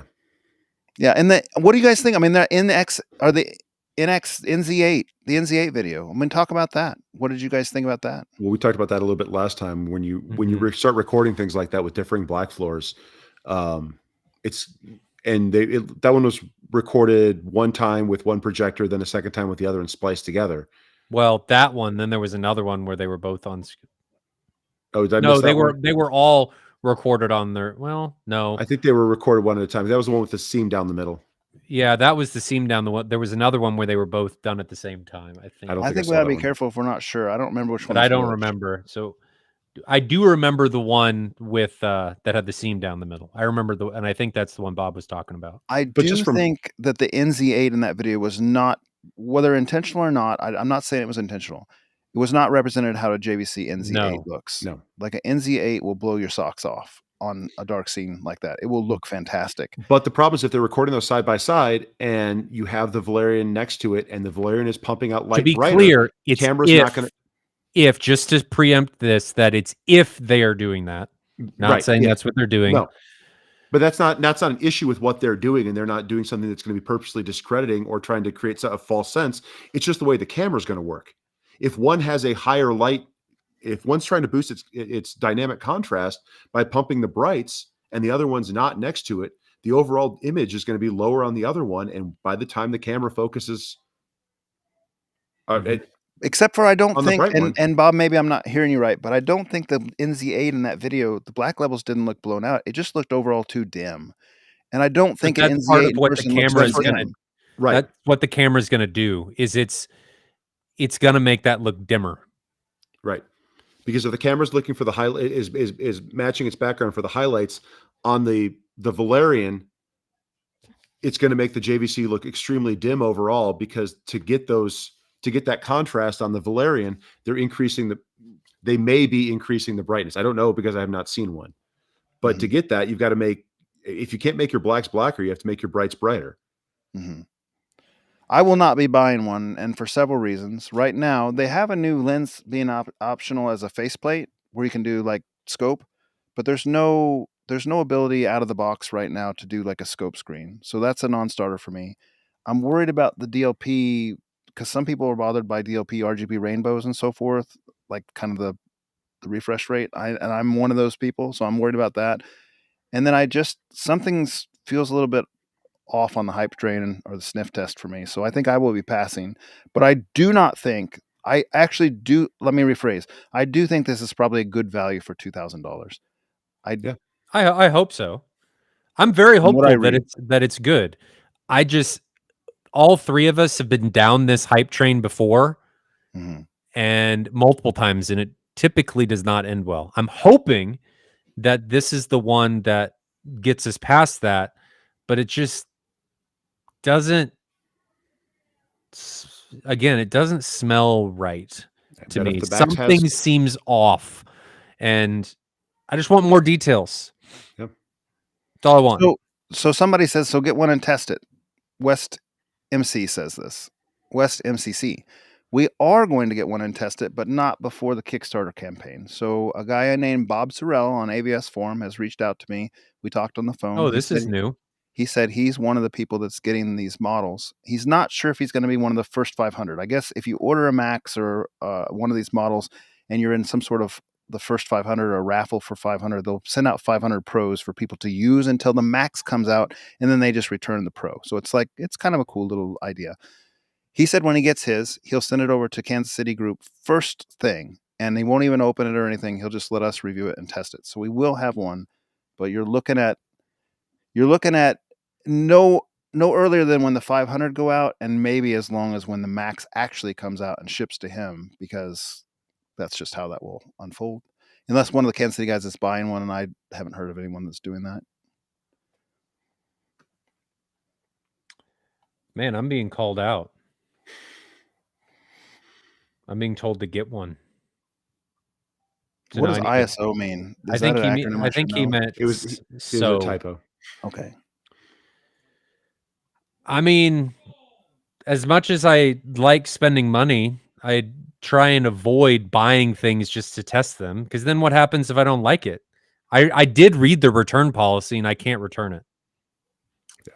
So I'm open to doing testing. It's just I do not have bottomless pockets, and I am not above buying things to test them.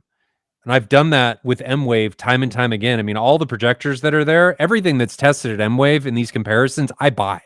We're not on manufacturers to provide stuff. We buy it. And I think that makes things more impartial. So I'm not above that. But my worry then is if I buy this and it turns out to be garbage, what do I do with it? Now I just have a $2,000 doorstop. And I would challenge any of you, Extreme, let's put this on you since you're the one asking the question. Would you do that? And I hope it's amazing so I can buy 6 of them and just stack them on top of each other. That would be cool. I'm hopeful, guys. I'm very hopeful. I've been on this train before and it derailed last time. Hopefully it doesn't derail this time. Was there any other industry news?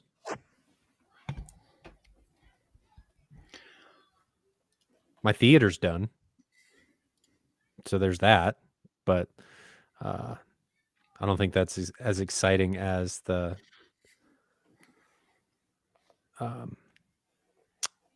Valerian. Should we get to questions? Sure. No, I'm going to address this one because I think people are... I don't have bottomless pockets, Black Swan. He got those at a Salvation Army store, man. Yeah. He paid $7 for them. Yeah, I had to beat Jonathan over the head to take them. He was trying to get them, and then I stole them. He beat me with a candy plate from the to be clear on section. To be clear on that one, I am not selling Valerians. The showroom, the MadVR Experience Center, the Black Swans are in there because there's something that I offer and there's something that I show. I mean, I'm a dealer, but I'm not selling Valerian projectors. I don't have the opportunity to sell Valerian projectors.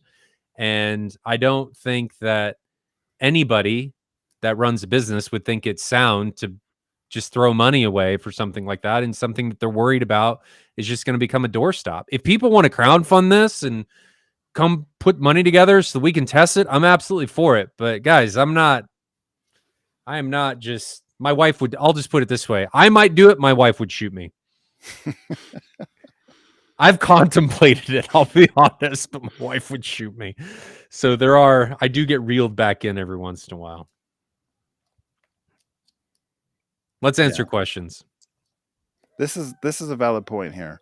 So Bruce says, hey, if you're on the fence, buy it for $2,000. The retail supposedly raising after Kickstarter. If it does, you probably won't lose money. Even if you just have to resell it for $2,000, you're probably not going to lose money on the thing if you're curious. And I do think it's going to be like we talked a little bit about, like, will you get it? I think you're going to get it. It's behind AWOL, which is a big projector company. Yeah. And this isn't their first rodeo. They have other things on the market. I just have some outstanding questions that have not been answered to my satisfaction on the forum yet. That's all for me. Well, not one. I mean, how many things have been a special buy it now introductory price of, $400 or $499, where it's going to go up to $799, but then 3 months later it's back on sale for $499 again. Yeah. That is a worry too. And then also you kind of wonder, like, if their Kickstarter's up to like almost $7 million now, and that 7 million, they get 3D glasses. Like every time they hit these stretch goals, then they get more items. How many more people are in queue to buy this after Kickstarter? Like, how big is this market? I don't know the answer to that, but at $2,000 a pop, 7 million projectors is a lot of projectors. Is there a real long bench for how many people are waiting and couldn't get into the Kickstarter? I don't know.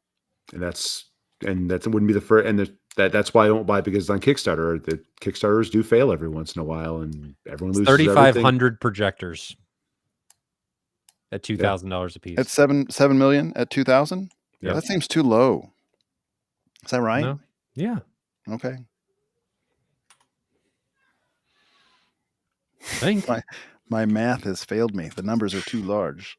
7, 1, 2, 3, 1, 2, 3, divide by 2,000. It is only 3,500. That's not that many. Globally, that's not that many. No. He doubted me. Yeah. I used a calculator. It's not like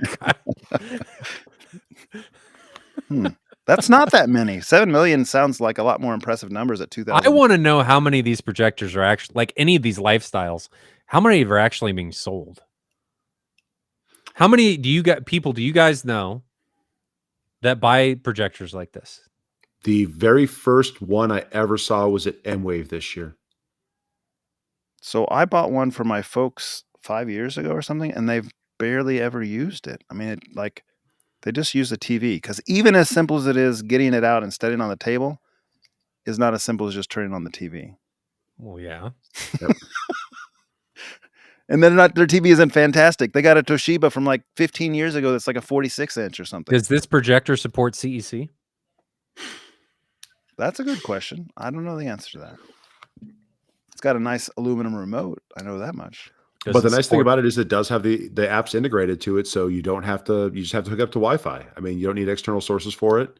There's some advantages for it if you're in a situation where you're going to use this sort of thing, but do you have the wall? I mean, if your wall is painted red or painted green, can't do it. You can't do that. You're going to have a huge color shift there. And, are you okay with doing that? But at the same point, if you're going to watch it in a room with other people in it and the lights are going to be on, why are you buying this over a TV? Now, what I think could be very interesting, and there's been a little talk on the forum, is if Valerian takes this concept, this lifestyle concept, rips the speakers out, puts a better lens on it, gives it more of an auto zoom and focus range instead of just more of a small range. Let's put it in a full size, like long throw projector package, Well, and at that point you have more thermal dissipation, so you can run more powerful lasers. And if there's actual technology behind it, that's great. I really hope so. I would love to see another big manufacturer with good technology enter the market. I'm hopeful. Just doesn't seem all right to me. Hopeful though. T-Rex says yes, Valerian has CEC. Cool. Usability. I'm all for that. Let's answer some questions. Let's see. Your wife would love you if you bought this and realized you could get Christy Griffin level performance for $2,000. Ryan doesn't even laugh. It's not even funny to him. I'd probably hate myself.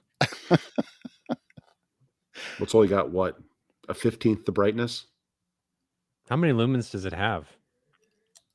Depends on who you read. It's in some of the the Pro. That's the other thing is none of the specs are the same. That one review the multi one we looked at that said in the most color accurate mode was something like 2400, and then calibrated ish it was what, 21. Yeah, not even calibrated, was it? Wasn't it? Was it? Or maybe that was the most. I think that's right. I think you're right, Bob. I think he did some color correction on it to get the DE down, and it was like 2100. But then, like, in the most accurate out of the box mode, it was like 2400 or something like that. I didn't think he did any of that. That was how it was out of the box, and then it got really bad when it went to HDR or something like that. The DE went up quite a bit on. It was like 16 or something crazy. Yeah, I don't have it, so I'm not going to try to make up specs on that. But I've not seen one where it was over 2,500 for sure. That's still a decent amount for most people. No, it is. It's as long as you have. Yeah. So Ryan says it's not even about the Kickstarter. This was a viral marketing campaign intent. I kind of probably agree with that because AWOL is not a small enough company to need a Kickstarter. Like, no, that part is probably true. It gets the name out, and my God, I mean, I can't click on Facebook without seeing 6 Valerian ads. You can't go to AWS forums without seeing a bunch of them. That's why they sent it to all those media influencers too. Like, it's everywhere. You go to YouTube and it's like everywhere. Now, most of the YouTube influencers I haven't heard of, and nobody's heard of me. I'm not saying that, but I'm just saying I've heard of you, Jonathan. I believe in you. I haven't heard of the people who have this projector in a lot of cases. Right. Not all of them. Some of them are well known, but a lot of them are just like, I've never heard of you. I've never heard of any of them, actually, or the majority of them. Maybe one, or I don't know. But that's not saying, I mean, it's not like I spend all my time watching Projector reviews on YouTube either. Yeah. Especially in the lifestyle one. If they cover this section of market, I mean, some of these guys, it looks like they've got a history of doing ultra short throws and lifestyle projectors. I mean, I've never looked at anything in that market. Bruce, this might be the winning comment of the whole night. Think about this.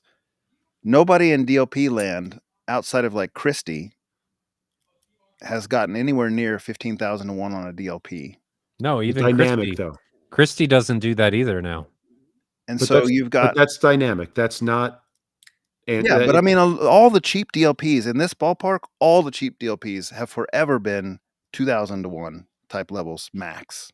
To be clear, Christie doesn't even do this right now. Like the dynamic 15,000 to 1, nobody does that yet. So we're not... Bruce's comment is not saying they can't do it, but he's saying they did it and they sold it cheaper than everybody else. That's a little odd. And maybe they did. That's that'd be... He's saying it's rare. That's rare. I thought Christie had some with dynamic contrast that they were claiming was higher. It's coming. Laser dimming is coming, but it's not out yet.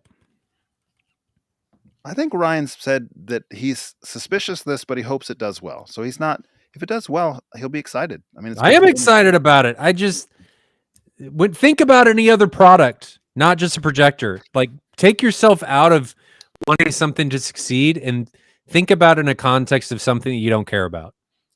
Because I think it's easier to look at something impartially when you don't care about it. And how would you partake or see something being marketed this way, where everybody is talking positively? There's virtually no specs, no objective reviews. The objective reviews still don't seem quite objective. And there's just a lot of gray in all of this marketing. And nobody's willing to put up the hard stuff where they're saying, we're not going to show the quick brown fox. We're not going to do this. We're not going to do this. We're going to say something negative, and then we're going to take the pictures down. Because I saw those pictures, and people were pointing, this one looks better. And the one we think they were pointing at was the Epson. So it's just doesn't smell right, and there's not enough objective data, in my opinion, because the three of us are very objective, to be able to clearly say that we believe in this. They're not, for whatever reason, I'm not going to say they're not. That level of information has not materialized yet. For whatever reason, it is not there, and I'm just hesitant to get behind something that I don't know anything about, let alone spend money on it when I can't get any data on this thing. I mean, look at just pretty much pick an industry out there these days that has huge amounts of marketing behind it. Look at a video game industry. I mean, how many pre-reviews from games or even movies come out there with massive glowing reviews until it actually releases? Because they pick and choose the people who get to have them beforehand. I'm kind of working my way back up on the comments here, and I don't know if you guys have kept up, but I haven't. So this comment from Srin Computer, I'm sorry if I said that wrong, but this is of value. Do we have any validation that they're samples that they're sending out to these reviewers, these golden samples per se. And I don't know if that's true or not. Maybe they're sending them off the line. Maybe they're not. Will the shipping units have the same outcome? Is the Valerian Vision Master Pro or whatever, the one that they're getting, is that even a commercially available projector? Yes, the Pro 2 is the one that will be shipping soon, I think. I mean, that's the one. They got boxes of them in warehouses. They got pictures. But you can't actually buy one right now yet, right? You can't buy a Pro 2. You can't get one unless you're a beta tester. Okay. But they're I mean, they're literally ready to go. Like on AVS forum, there's pictures of like Indiana Jones style hallways with just pallets of these things. So they're right there. I would kind of tend to think that you're probably not going to have a shipping unit that's like significantly worse than what a golden sample would be. What the golden sample would have is like, hey, maybe it has better image uniformity if that's such a thing, or maybe, you know, like there's individual specific, maybe the lens is very specifically chosen to be perfect, and maybe the other one has a little bit of a corner that's not quite perfect or something. I'm not saying that that's going to be an issue, but golden samples are always always a concern in the industry, of course. They are, and they're a big problem for the industry when objectivity and reviews are concerned. And this is why a lot of times when you do these comparisons and stuff that M-Wave's known for, that other vendors are known for, you try not to get the manufacturers involved because you don't want golden samples. The proper way to do it is to go buy them off the shelf and then test one that a normal consumer is going to get. Do not get one from the manufacturer, because odds are they're going to look at it, make sure it's perfect. If it's not, open another one. If it's not, open another one, and then they'll send you that one. So it's absolutely something that needs to be considered, and it's a variable that for sure needs to be accounted for. Otherwise, how do you know what you're getting? And I'm going to challenge most of the people here. How many of you guys would buy things now? I mean, they're watching this stream. How many of you guys would buy things? Let's take speakers, for example, or a TV without looking at objective data. Without speakers, are you going to go to Aaron's Audio Corner to look at what something Clipple measured?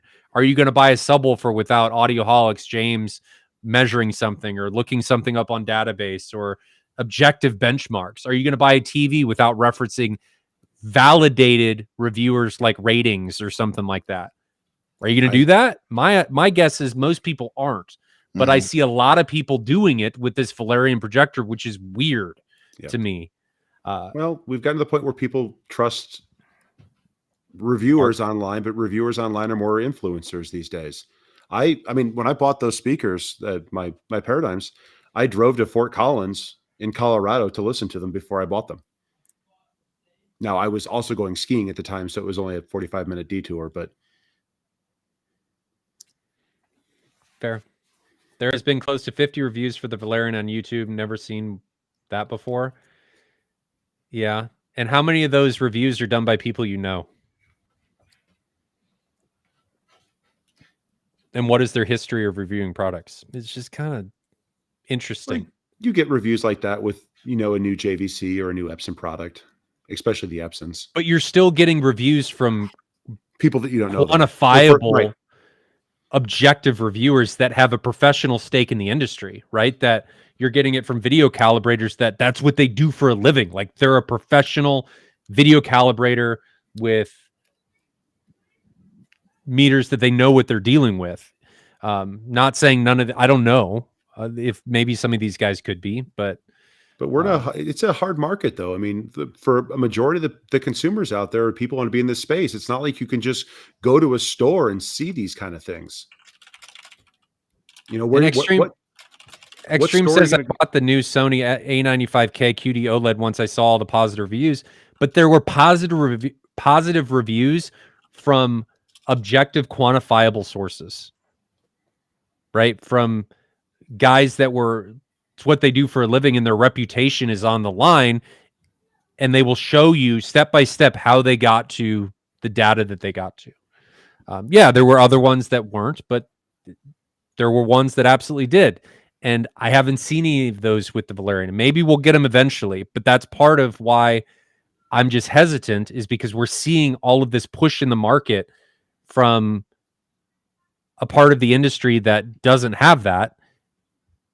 And I don't quite understand why people are pouncing on it when normally they would want all of this data. But for this, it seems like they don't. It sounds really good, and the price point's low, so everyone's hoping it's an amazing thing. Yes. See, this is what, if they had done this, Yep. I'd shut up. If it passed somebody like Chris Deering, all for it.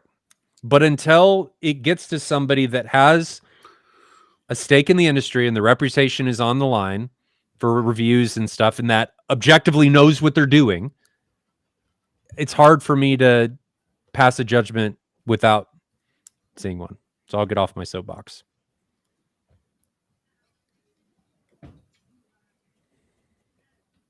Kind of catching up on comments here. I think we've got most of the ones. I was kind of poking them up there when we weren't necessarily talking to them, but you guys could read them and kind of get the idea. This is not the case. So Paul is asking, hey, is Smart Home Hookup the one that's doing the 5040? No, Smart Home Hookup actually was the one that did the NZ8 review, I think, right? Wasn't that? I think that's the one where it was the NZ8 versus the Valerian on the side-by-side, and he just said, I'll let the video talk for itself. Now, those guys that have kind of said that, I think the guys that have said that on AVS forum, like Smart Home Hookup, has said, and he doesn't elaborate, and maybe NDA related, but he kind of says like he thinks it's kind of silly to compare that to an NZ8, is what he said. But because everyone was asking for it, he would go ahead and put that up there and let the video speak for itself.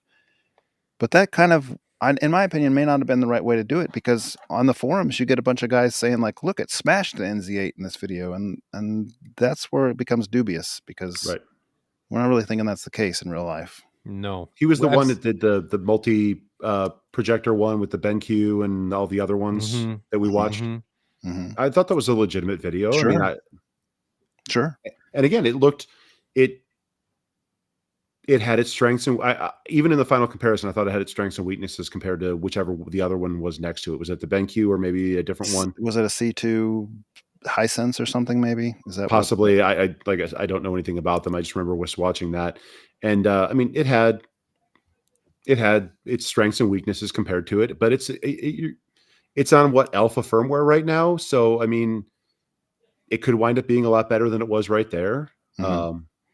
They said that there's another big update coming for it. So it's really hard to judge how something that's going to be in the long term, because even all these other projectors or just other things in general have had big updates once they're in the field. If the underlying hardware is solid, there's still room for it to develop.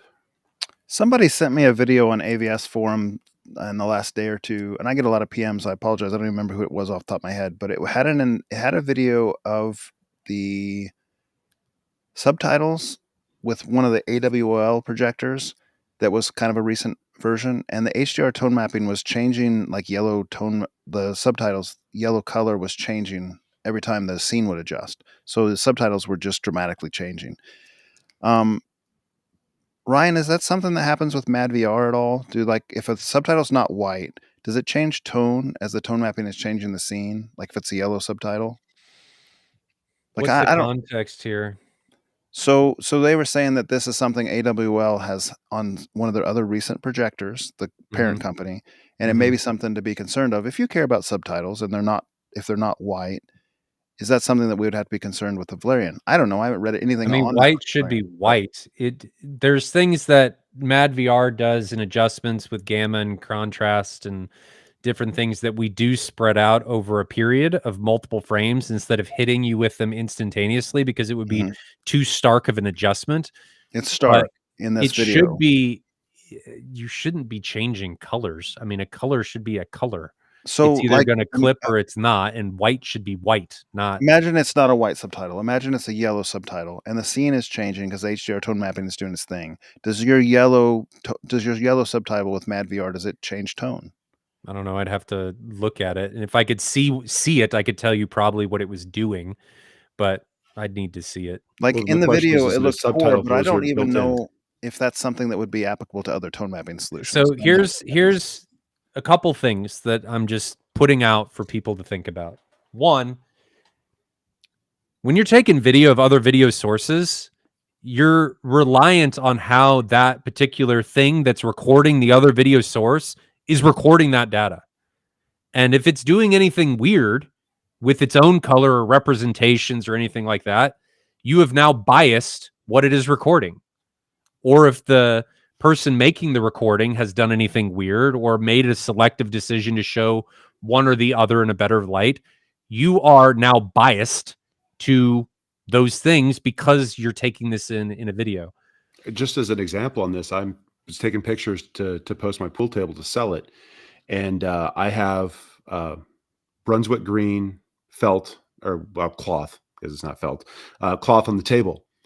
And if I back up my camera more than about 6 inches from it, because of the filters and the image enhancements on the camera, the color of the felt in the picture changes from green to basically looking like Simonis blue. And I can't fix it. So what Anthony's saying with tone of yellow can change. I'm not saying that's not possible. I would just need to see it. Like, I need to see it in person to be able to tell you what's going on.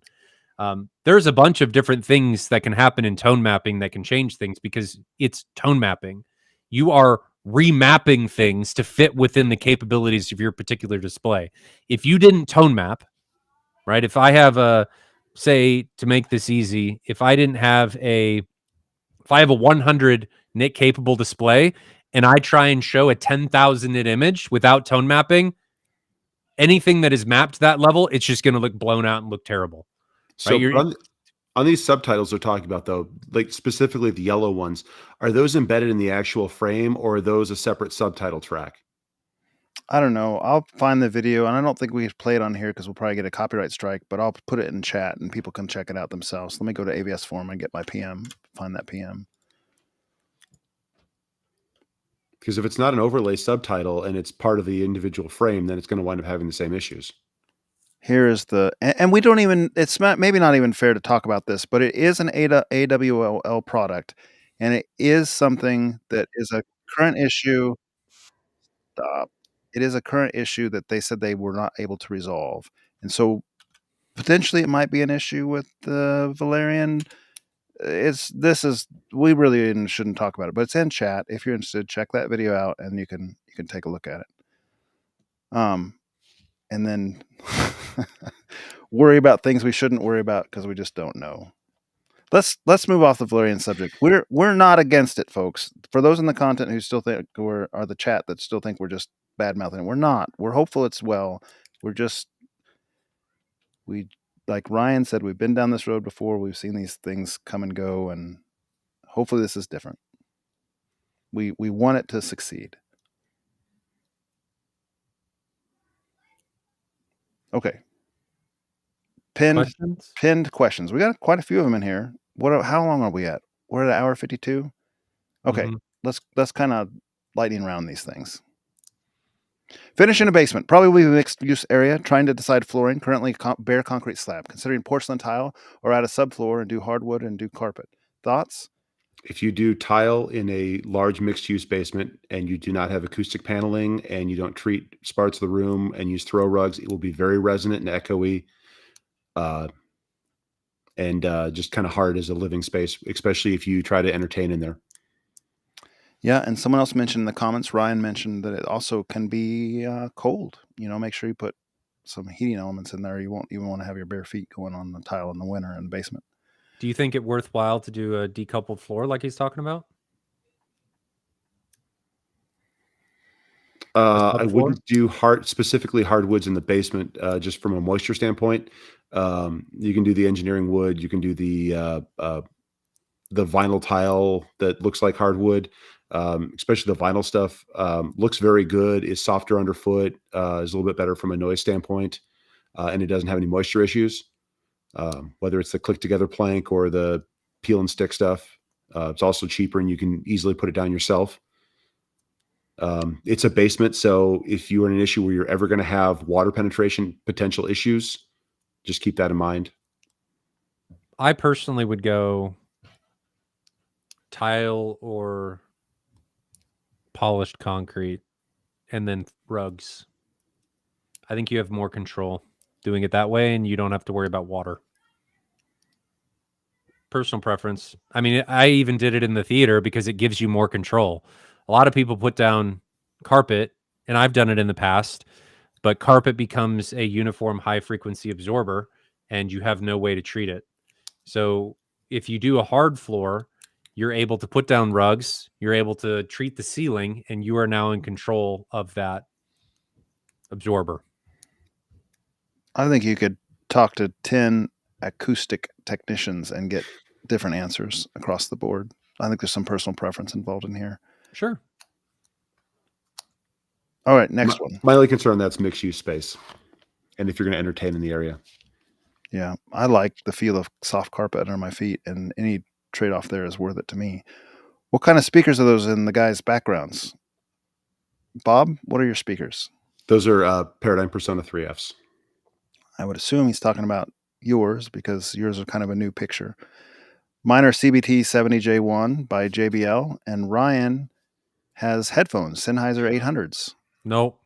No? What are they? I don't even know what these are. They're all Don't you? I thought you had Sennheiser 800s. Did you trade them out? No, they're here.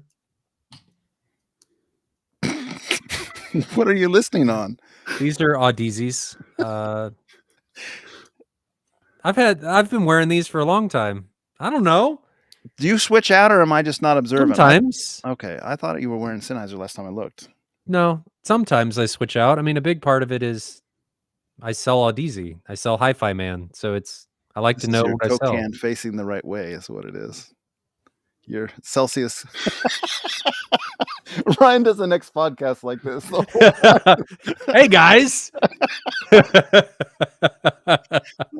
funny. No, I mean I like these headphones. They're planar magnetic headphones. I love planar magnetics. I mean, I love these headphones, but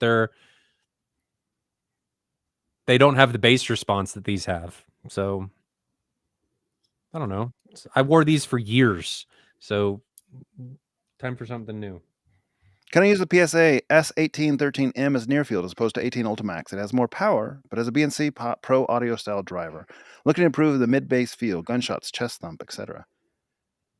Yes, it probably has more like a... What driver is it? Surround. I personally like having a long throw driver for the near field because you feel that deep impact a little bit more. Like, for instance, something I always will give an example for. In the Halo soundtrack, we all played Halo, all of us. In the Halo soundtrack, there is a lot of 20 hertz and below bass on the orchestra music. I didn't even know that. I've had plenty of subs in my life. I didn't even know that until I had near field subs. That feel comes from that driver really getting the excursion going. And so will you get that on like a paper accordion style Pro Audio driver? Perhaps not, especially if you're using it tuned to like 40 hertz. You're going to get none of that.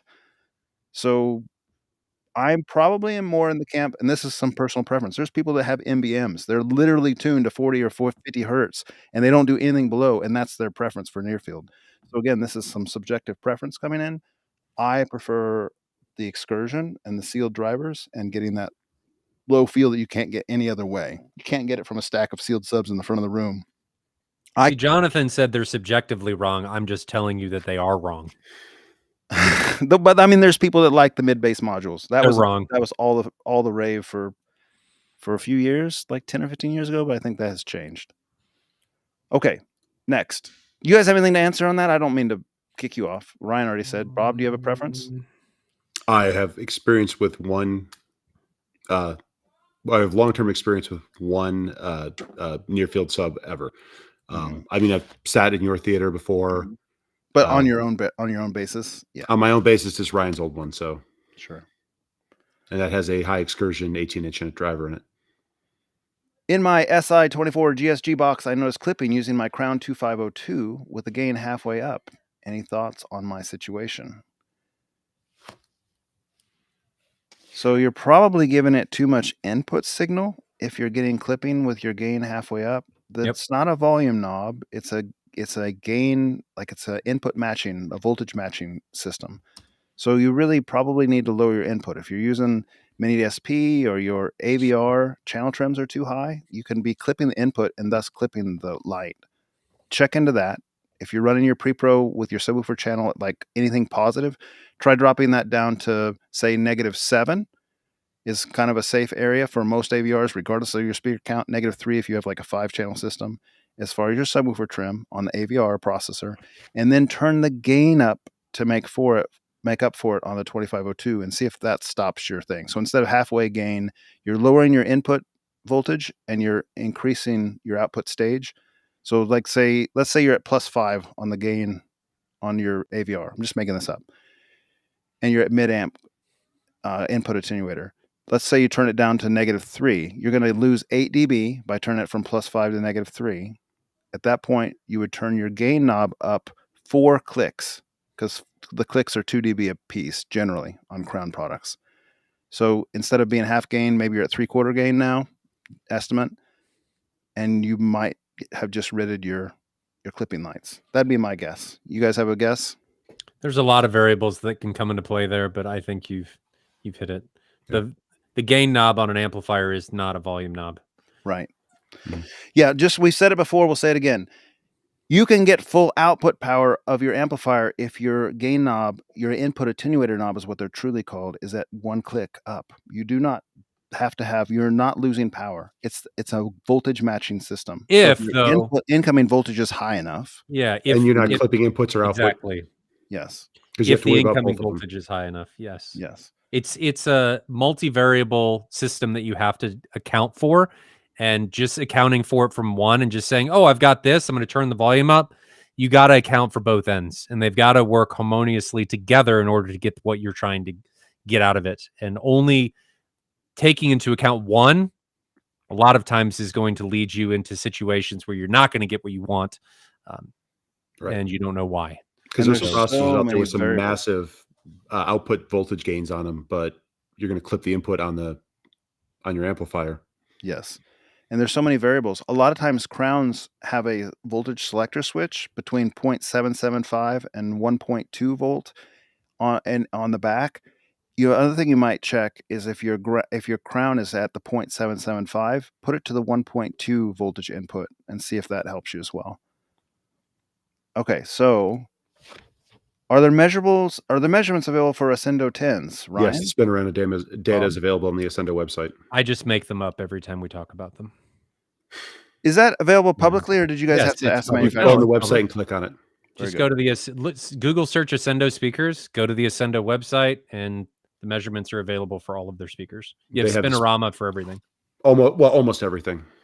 If they're not there, they just haven't been put on the website yet. It's a long process.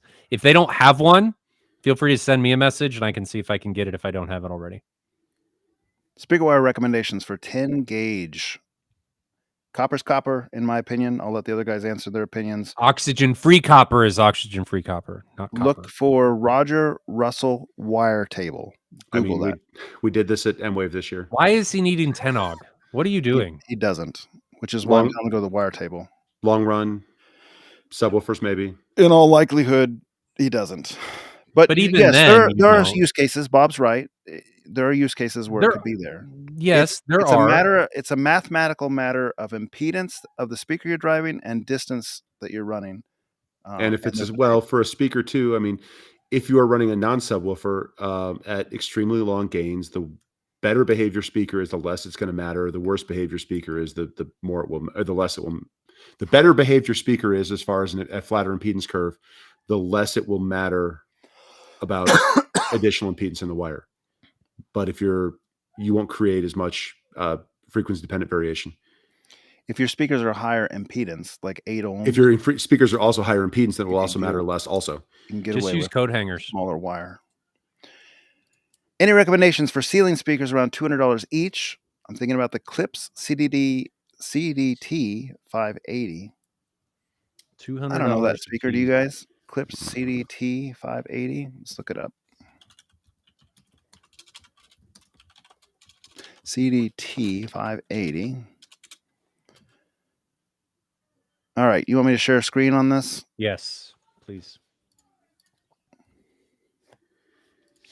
Live, share screen, entire screen, share. All right, can you see it? Mm-hmm. So it looks like it's like a 5 1/4 or 6 1/2. What are we looking at here? Aimable tweeter. Oh, it's bigger than I thought. It's an 7. 8-inch woofer, 1-inch titanium tweeter. Spec sheet. What's the sensitivity? 95 dB sensitivity. Clips lies. It's probably 92, 91, but not bad. I'm going to bet it's actually high 80s, but a 250 watt RMS. That's better than I was expecting. A lot of times when people write in here, they're trying to do a little 5-inch think or something. You know, this is 8 ohms. It's got a titanium compression driver, so it's not like a soft dome or something. This probably isn't a bad speaker. Does it match in any way? Does it match what you're using on the ground on the bed layer? Are you using clip speakers, for instance, on the bed layer? I'm trying to think what else I would do aside from this. $200 is a hard price point for in ceilings. I don't think this is a bad choice, really. I mean, no, I'm not saying it's bad. Asked about this isn't bad. I don't think it's bad. I'm just trying to think of alternatives. Like, what other direction would I go at this price point? It's got a lot of power handling capability, and it's reasonably sensitive. I mean, you're gonna get a lot of volume out of it. I've got the Paradigms in ceiling right now, and they are not particularly sensitive, and they are not have a very high power handling capability. They sound great, but they don't do what I want them to do anymore.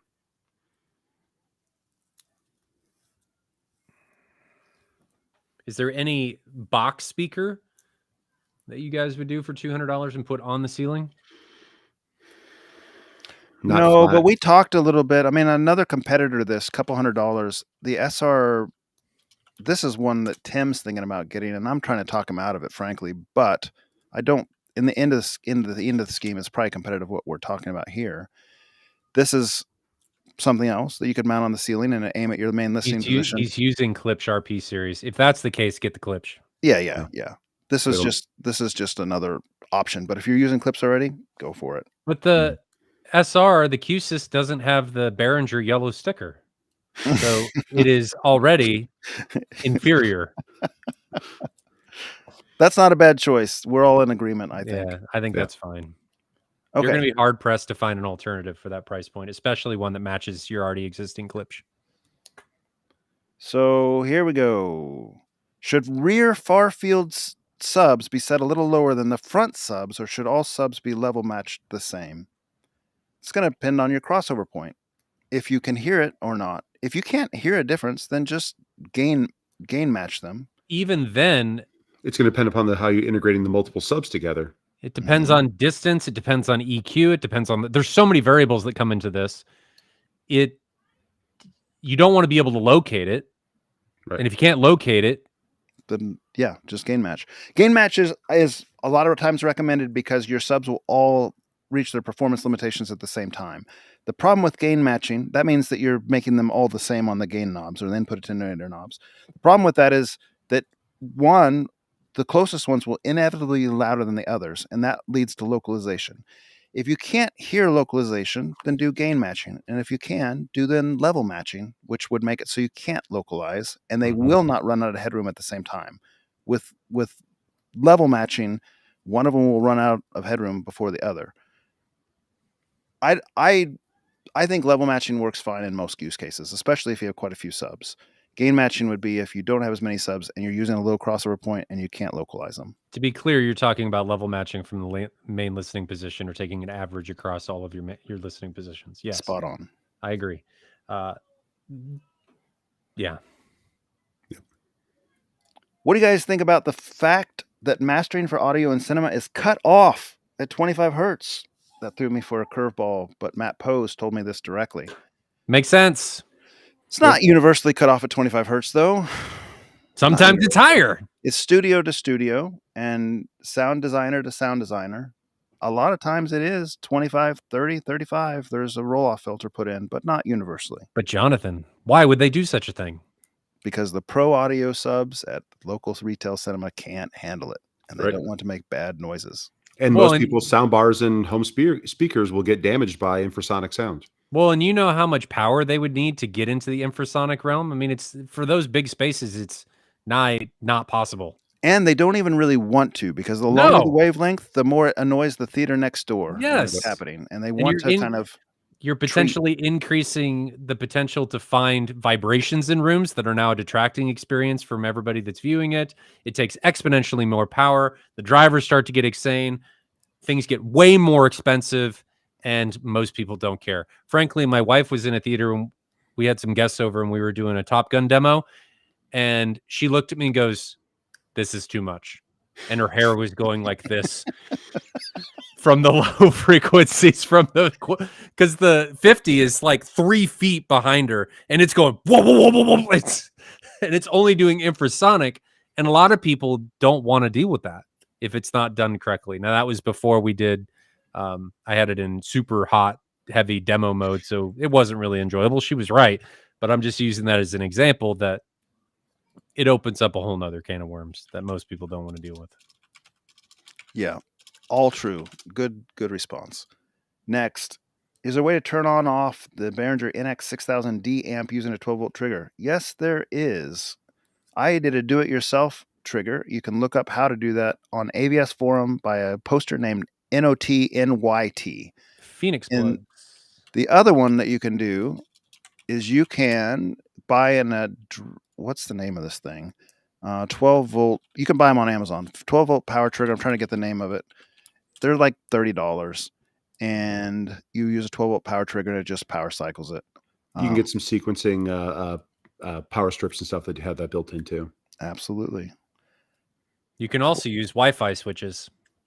Yes, absolutely. And those are super cheap. That might even be the cheapest answer right now. Yep. I don't even see where that thing is. But if you type, you'll find them if you just follow this path. Just type in 12-volt, 120 AC trigger. You'll find all kinds of do-it-yourself relays. You'll find some of the commercial relays. There is one on Amazon that's like $30. And then the 12, like the little things that he's talking about, Alexa or Google Home type controlled ones are cheap too. Yep. Lots of options there.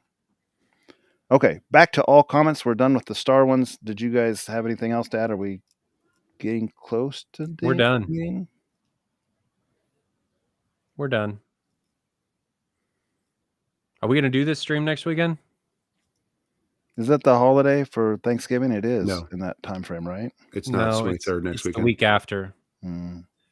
But my open house is on Saturday. Correct. Kevin Orr speaks to the gentleman who was asking about the CDT 5800. He said he bought them and installed them and likes them. So there you go. Nice to have that confirmation. Mm-hmm.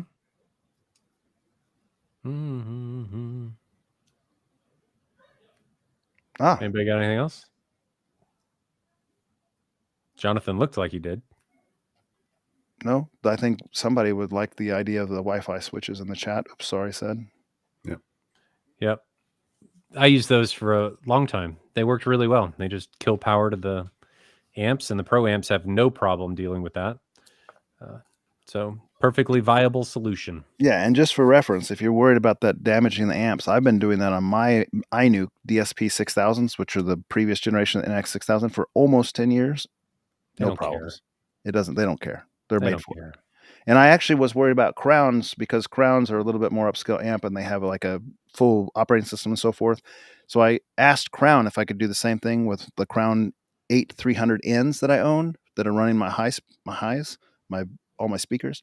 And they said it won't hurt them either. Like I talked to Crown Technical Support. So the Pro amps are all good for cutting power because they have to be. Like if you're at a gig and the power fails because you're overloading it, they can't have the amp fail. And you have to turn them on and off constantly. Yep.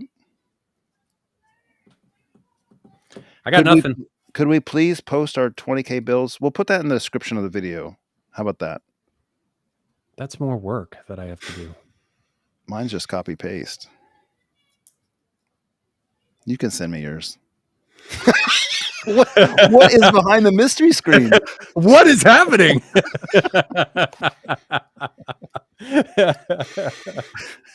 It's trying to be nice. It's trying to be nice. 2 hours. I don't have anything else. Let's call it a night. Thanks, fellas. We got my open house next weekend. Do we want to stream on Friday? We should stream your open house a little bit if we could. Could we live stream that a little bit? or no? Probably. Any microphone you have is going to clip. Oh yeah. No, the measurement mic won't. We were clipping the measurement microphone on Friday. I don't have to run it that hot. Good Lord.